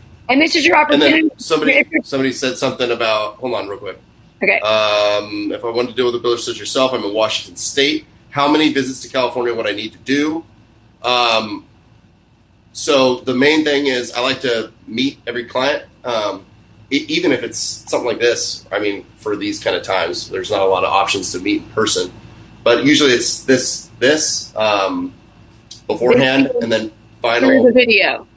And then it's like a final at the end. But there's a lot of back and forth video, picture updates, all that stuff. So people feel very connected. But I like to meet every client, at least in person, or some type of video like this before we actually build for them. And this world of models and hybrid, this was not something when back to my should I show my adoption curve? Anyway, back to that early adoption. The early adoption of tiny home, all of this is getting developed. Like companies like Nick, because I know you, Nick. Custom tiny homes take a lot on a company, and so when you start seeing again and again and again the patterns, what you can find is that someone may still want a 10-foot wide, but they may want the bathroom on that side and not this side, or maybe they're different materials. But different materials is very different than a whole custom redesign. So there's a lot to looking at the models. So tell me a little bit more about your guys' evolution towards models. I know I see all your Instagram posts. You guys check out Tiny House Instagram. Yeah. So, models, it wasn't our business model. 7 years ago, we wanted customs. We wanted to be completely intertwined with our client and design one-off houses for every single person. And just because we have models coming out doesn't mean that necessarily we want to stop doing that. But customs do. They take a toll. There's a lot more investment, a lot higher cost. I mean, it could be a month or more of design. It could be, a build that, even though it's a 20-foot, it takes 3 times longer than a traditional 20-foot because that's that MBA again, guys. She gets your student loan money back. Sorry. So the point I'm making is that, if a model works for you with a few tweaks of your own, go the model route. You're going to save more money. It's going to be a quicker production time, less of a wait for you. And they're typically, most people, I don't know, I can't speak for other builders, but the way that we're designing our models is that they will work kind of for just about anybody. They have the options and they're already laid out. So if you wanted a downstairs bedroom, you already have one, but you lose your bonus room or your office or whatever. Or if you want the office and you want the loft bed, then you can do that too. Customs are great though. If you have 5 kids, you're not going to find a model. At any tiny builder, I don't care where you go, no one's got one for a family of 6 because not a lot of family of 6s contact tiny builders. But if you really, really desperately needed that, you want something just absolutely crazy. We did like an IHOP last year and a Otter Pops and photo studios and coffee shops and all sorts of stuff. You're not going to find a model for those items. That's where customs work really well. So if you've never seen a model that fits you and what you want, go the custom route for sure. Yep. Nick, when can you start building with this crazy virus going on? Anytime. We haven't stopped. We aren't stopping. We still have a list of clients. How long? We just can't. I'm just not. We're not giving hugs to our clients right now. That's the biggest difference. We're giving high fives, right? Ready? Yeah, virtual high fives. And if you guys saw it opposite, we see it the way we see it. Yeah, so just that's kind of like what we've been doing, the Nick and Lindsay show. We see it the way we see it. So how long? Somebody said the other way to me. There's no way. How can I go this way and you also go that way? No, they said just me. That doesn't make sense. What about how long can you go with the trailer? How long can you go? No, we don't only do custom homes. We have models too. Quickly, Amy. How long can you go with the trailer? Well, us personally, we have kind of a weird layout, so I can't do like 45 footers. But I'd say more often than not, most people don't need more than 34. I'd say that's a pretty big house. That's a big size. I hear gooseneck a little bit longer. And then once you go 10 wide, you're maxing out on the square footage you're allowed by the federal government anyways. So yeah, there's really no need to, once you get to let's say once you do an 8 foot and then you have it really, really stretched out, they just tend to be big hallways. You kind of just feel like you're always walking up and down a hallway and that's what you live in. At least that's what I feel like when we do these big, long 8 wides. So in my opinion, squishing it down and widening it out. Allie here we go. High five, and she's going to Instagram it. Thank you. Thank you, Allie. That would be great. Awesome, but Amy. Ask them if that was the right way. I think so. See, somebody said the other way for me. Okay. How could it possibly be this way? That doesn't make sense. No. Because her hand, I'm telling you guys, is right there. Wrong, was Nick. I don't know. No, it wasn't. Now. That's it. That's it? No. Am I mirrored? That is not how we are seeing things, but that's okay. That is Thank you. Not the same. They said yes. We are getting yeses. Okay, well then we got to try our face thing. Do we do our face thing? Yeah. Go lower. Oh, no. Go higher. Go lower. Is that it, you guys? Hello. All right. That can't be right. So can you do a 10 by 36 foot? Yeah. You could. I mean, that's a big tiny house. You know what? Here's the thing about the common. Don't let them tell you it's too big, people. I know from around a 300 square foot tiny home. Think about it. I am only 12% of the national average home is 2,500 square feet. As long as it will be safe. Okay? Safety is first. Yeah, you could do a 10 by 36. Yes. Because if you're only it's not using something that a lot of people do. Once you get to certain sizes like that, you need to be able to carry a lot of weight and do it safely. Trailers are extremely expensive. I'd say north of 12 to 14,000 at least, just for the trailer with nothing on it. With that kind of size home, you're probably tipping over into the 120, 150K. And you know what? Oh, yeah. You're going to be over 150K for sure. But here's the thing. If you look at an ADU on the ground, you guys, we've been talking about this, that is where you start, is 150K and go up from there. So it's all relative. Yeah. If you just sold your $1 million house in California or a $500,000 home in middle of the country and you've got 150K to spend, and that is your dream tiny home, yay. You couldn't think of one state in the middle of the country? I just thought of that one. I do think about Texas because when I got there, every home on this place at Village Farms, which is awesome, it was like our pilgrimage. was 399 square feet. They build the park model. They're gorgeous homes because in Texas, they have this little cool thing called no property tax under 400 square feet. I was like, man. So now, for a lot of people that may think they can just go buy land and plop a tiny home on it, the only place that I knew in Texas that you could actually do that was Spur, Texas.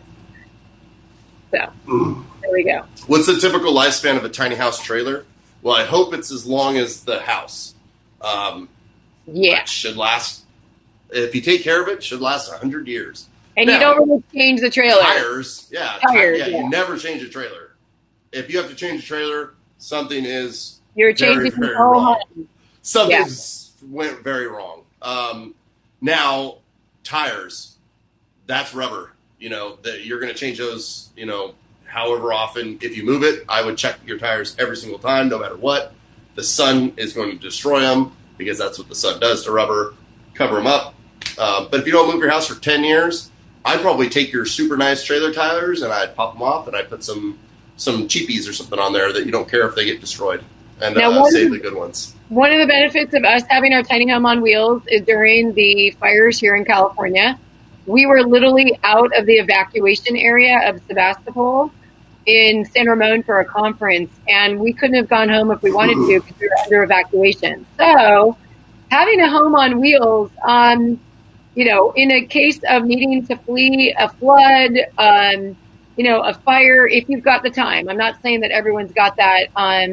You know, you can't flee for an earthquake or whatever, but there are some natural disasters.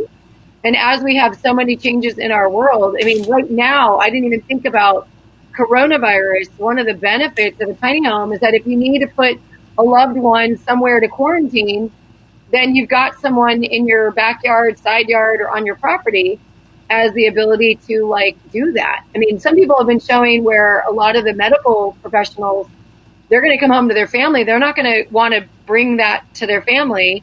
They're going to stay. I think it was a doctor that was staying in an RV in their front yard. You know, and I'm sure no one's telling them to move because, yeah.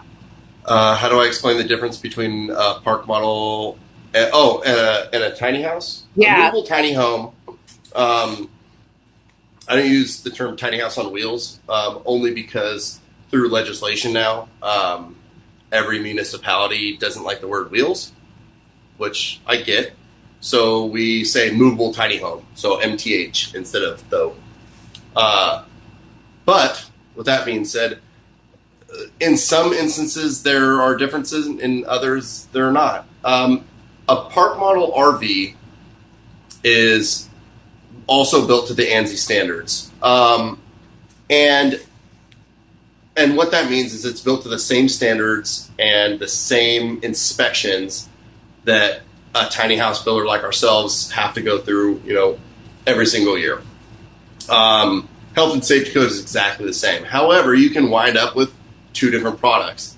It's no different than, you know, two different park model builders. Some use very, very cheap materials, and everything's kind of just slapped together. And then some are very, very nice. I think that's the biggest difference is that most park model RVs have a stigma about them because they are built fairly cheap. And by that, I mean they're built extremely cheap. Whereas tiny houses are the opposite. It's more of a handcrafted movement. A lot of, you know, artisans and contractors and stuff that are building these things one-off by hand, and that's kind of how the whole thing started. Well, it created a standard almost throughout the industry of using high-quality materials, using nicer stuff. And so for the everyday park model versus tiny house on wheels, as you put it, or movable tiny house, as most of us say now, it's a quality factor. That's the biggest difference. But like I said, there are plenty of park models out there that I've seen that are top-notch, very nice. They're also going to be a lot more expensive than, you know, you can find a 10 by 30 park model for $30,000 in some places. Well, yep. How could you possibly, you know, a 10 by 30 from us is going to have $40,000 in materials alone. How do they get materials and labor and profit for under 30 in the same size that we're putting 30,000 in or 40,000 in just in materials. So that's kind of I call those the vanilla box. Hopefully that answered it. If not, I call those the vanilla box. And we get into this situation where, if you've just been ousted out of your home and you need a roof over your head, then yeah, that type of home, I'll take it. However, if you're in the situation where you're like, I want a home that I can live in for a long time that won't fall apart in like 10 years, then what you pay for is what you get. I mean, I love my quartz countertop. Was it heavy as heck for traveling around the country? Yeah. But I knew we weren't going to do it all but 6,000 miles. I mean, we've already changed the transmission on our truck because of that experience. Thank goodness for warranty. Not because of your countertop. No, but all of the weight and then us driving over the Rocky Mountains and to Texas. You got a heavy house. There's no doubt about it. Yeah, it put a pinch on the truck. So I noticed the last couple of years, the park model RV dealers are calling them tiny homes. Everyone is calling everything a tiny home, and the reason is, and I mean there's a reason why there's TV shows on tiny houses. There's tons and tons and tons of popularity, and the word tiny house now is known across the world. It started because of those artisan style tiny houses like I described. And yeah, of course, park model guys, anybody that's building anything remotely close, tough sheds. There's people literally selling tough sheds on just a car hauler and calling it a tiny home. It is not, but they're using the popularity of the name to do it. Is it frustrating? Yeah, yeah, it is, but it's been happening now for so long that all you can do as an industry, as a builder, myself and my family, we've been, undercut by the tough sheds on car hauler trailers all the time. There's people that's what they want, and they want these cheaply made park model RVs, and then there's people that just don't. They want something different, and that's when they're going to come to us or any of these other builders. That's why Lindsay went to a builder instead of buying a travel trailer. She wanted something different of quality. Absolutely. And part of a design was that I might like something. I liked how Nick said 5 of your best kitchens. It could be house kitchens, it could be tiny home kitchens. Don't limit yourself by what you're looking for in terms of design. But we were looking mostly at tiny home, and I was like, I like the room of that, and I like the kitchen of that one, and I like the layout of that one. And so we kind of put the mix together. So, yeah, we've got... I think the recreational resort cottages, I think that one in Texas, I think those are just park models. But they probably are quality ones. Yeah. I'm not saying that all park models are bad. I know some companies that are park model builders are started that way, and then they're kind of like tiny houses also. They're nice. There's plenty of them out there that are doing stuff right. But there's both ends of the spectrum, no matter what industry you go to. Yeah, when we were in Village Farms, you basically bought the model that they were selling. Yeah, there's park models everywhere in Texas. They had 6 on their property. You could go walk through those. You could also see where 40 of them had been already located amongst an RV park, which is a really top-notch RV park. Double pools, you name it, is gorgeous. And then they had 6 tiny homes as like a hotel, try before you buy. And then across the way, they were breaking ground for 150 tiny homes. Like, I don't know of another tiny home village that's bigger than that. And I like the word tiny home village. I'm hearing that referred, but you can think of like an RV park, a mobile home park. You may want to go and live in a tiny home amongst a bunch of other people. There's friends of us that are talking about buying up old RV parks and transforming them into tiny home villages. So there's a world of like the infill housing, which is houses like accessory dwelling units that are attached to a single family home. There's the RV village, tiny home village model. And then there's more of like the homeless, more of like shelter homes, like individual bedrooms that are connected to amenities where they have like the bathhouse and the kitchen house. Yeah, communal living. Yeah. Communal living, yeah. And I'm going to talk tomorrow mostly about, well, I'm going to kind of give an overview of all three, but really about the infill housing. I feel like there's so much opportunity for all the backyards and properties that are out there to actually help the homeowners right now. Right now, we got homeowners that are facing mortgage out of this COVID thing that is, whatever. And so we want to help people keep their home. And if a tiny home in their backyard can bring in the kind of rent or put a family member in the backyard that helps them keep their home or lose their home, that I feel like is a conversation for the previous homeowners that were kind of naysayers on, oh, the tiny homes are going to bring down my housing value. I actually think multi-generational housing is on the rise. Not even I think. It's on. I can show another graph. Show the graph. Okay. Just take your armadillo, flip it upside down. So here we are in the 50s. In the 50s, multi-generational housing, like houses in backyards and people living in different units or people living together, and then it dropped. The single family home, the correlation of the big 2,500 square foot home or more, where just a few people live and your 18-year-old goes off to college and your mom goes off to a nursing home or a assisted living or even a adult, village or, community. That's where my parents live. And now, 2008, it started rising again for multi-generational housing because we've got a massive amount of millennials and a massive amount of baby boomers. And the boomers are tired of so much stuff and space and have to tend to their backyards. And the millennials are like, I don't see how I can actually afford that kind of home. So that mixture of those worlds and the nation that, there's different cultures that are very family oriented and having their family in the backyard. I would say half of the calls that I've had of people that want to go tiny in my 20-minute consulting calls, half of them are like, I have my mom that wants to live in the backyard, or I've got my daughter, she's 16, and I want her to have like her own space.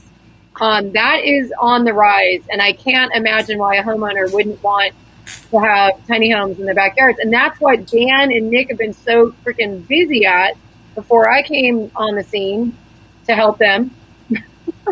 You guys have been working hard to make sure that places like San Jose and San Luis Obispo and Fresno, which is the starter kit of all that, Los Angeles, and soon San Diego and Santa Clara County all have the option to go to the planning department to say, I want a movable tiny home in the backyard.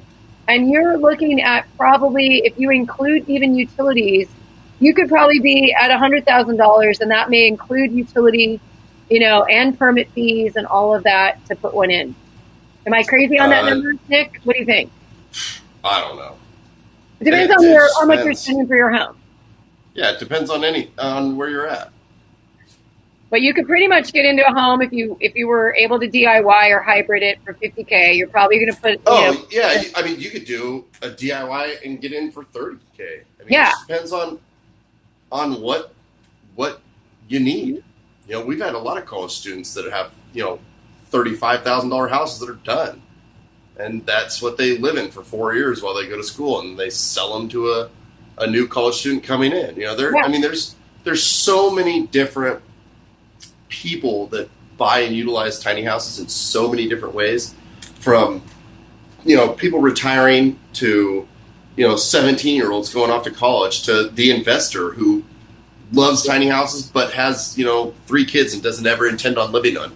Yep. But they're gonna full-time rent it to somebody else just because they want to be a part of the tiny house movement. And I totally 100% agree with it. However, or like you said, a vacation home somewhere where if your friend has you always wanted a cabin. Yeah. You always wanted a cabin. A tiny home's a great way to have a cabin if you couldn't afford one before, or a beach house or whatever. Would it be best to start looking at traditional RVs and see what we like and don't like from there? A tiny house and an RV are two completely different things, in my opinion. I don't know. I wouldn't use a traditional RV as design inspiration necessarily, or I wouldn't. I don't know. I mean, you can look at it from a storage and all that kind of stuff, but they're really travel trailers, and unless you're going to travel, we ended up putting in these cool kid locks, because when we traveled, we actually wanted to close up our doors so stuff wouldn't fly out. And so we did that, but we didn't want like your push lock kind of thing because, you know, we wanted something that was more like, looked like a home kitchen cabinetry. Yeah, the little pop knobs. Well, yeah, the little pop out things that normally RVs have. They work, but yeah, plastic. A lot of plastic. Yeah, they've been working hard, you guys. RVs have had like, I don't know, a century or I don't actually no, I do remember this. Like the 1900s is when RVs came out. So have tiny homes. That's true. People have been doing tiny homes forever. But what makes gypsy now wagons so and caravans and chuck wagons? And yeah, but what makes now so different? It's the difference in quality, I think, is what's changed. I think it's modern technology, you know, with design. Now we can design and create smaller spaces that are, you know, that are used in multiple different ways. We've got programs that we can build these, you know, really elaborate, you know, multifunctional pieces of furniture to help live in a small space without, you know, being so cramped up. And I think another thing that's changing people's minds is just perception. You know, the housing in the United States gets bigger and bigger and bigger. And then what happens? People start seeing, well, I don't want to buy a 2,500 square foot house. I know I don't. You know, I have 2 kids, I have a wife, but that amount of space does not sound good to me. It sounds like I'm going to fill it up with a bunch of clutter and junk that I'm going to have to get rid of over the next 30 years, and it's not something I'm interested in. Yeah. I like having, you know, a small space, easier to clean, easier to manage. I work a lot. You know, I don't need to be, you know, I'm not doing laps in my living room or anything. Yeah, someone ran a marathon in their apartment during the coronavirus. You know, our parents, we joke around, my parents went tiny. They went from a 2,500 square foot home with a massive backyard. We had 14, you know, fruit trees growing up.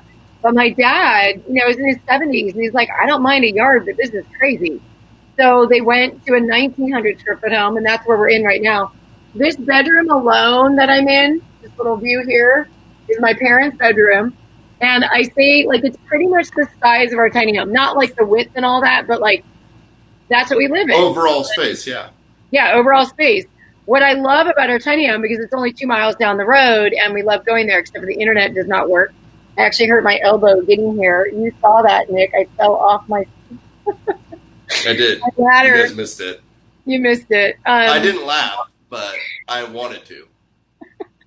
Well, I'm like, look at my boo-boo. You know, that's nothing. I call it blood. I couldn't see it. Her internet was so bad. It was like... I sanded my arm during our build, blood, sweat, and tears. Do you have any war wounds from building tiny homes? Please. Every time. Yeah. Every time. Yeah. Yep. All well, sorts I'm of stuff. looking at the clock, and I think we have really... Yeah, no, I got to... 30 to 8. I think we are on it. You guys, thank you so much for being here. I'm going to go back to my house and put the kids to sleep. You got a family. That's right. So... thank you guys so much for all of your great questions. For hanging in there. I mean, we got 100 people. Seriously, woo-hoo! That was cool. High five wherever it is. Vogue. There you go.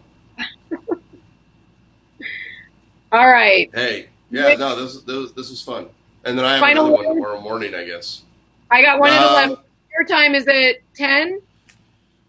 I don't know what time I'm supposed to talk. Okay, I think it's 9:30. Nick, you can't just like come on here and not. Hold on, I will find this out. Oh, I can't. I can't. I think it's 9:30. Thank you. Or maybe it's 10. What time does the thing start? 9 o'clock. Oh, then I'm on at 9:30. Okay, great. You're the first one right after Jason and Zach give us the like, hey everyone, welcome to the final day. And I'm on at 11. What are you talking about at 9:30, Nick? I don't know yet. On my thing, it says the how-tos. So what I'm going to do is I'm just going to talk about, I don't know, everything, I guess. Well, if how to find a builder, how to build a house, how to, you know, go about doing a shell, how to find insurance, I'm going to do whatever. I'm just going to start talking until people stop me or they ask questions and I just keep going. Right on. And give a shout out to the people on the East Coast. It's 11. We're like 8 o'clock here. So, yeah, but I go to bed at 8 o'clock. All right. It's bedtime. Shout out to the East Coast guys. No, seriously. Thanks for all hanging out here. This is cool. This is fun. We got Nick with California Tiny House. I'm Lindsay with Experience Tiny Homes. And you guys are awesome. Thank you.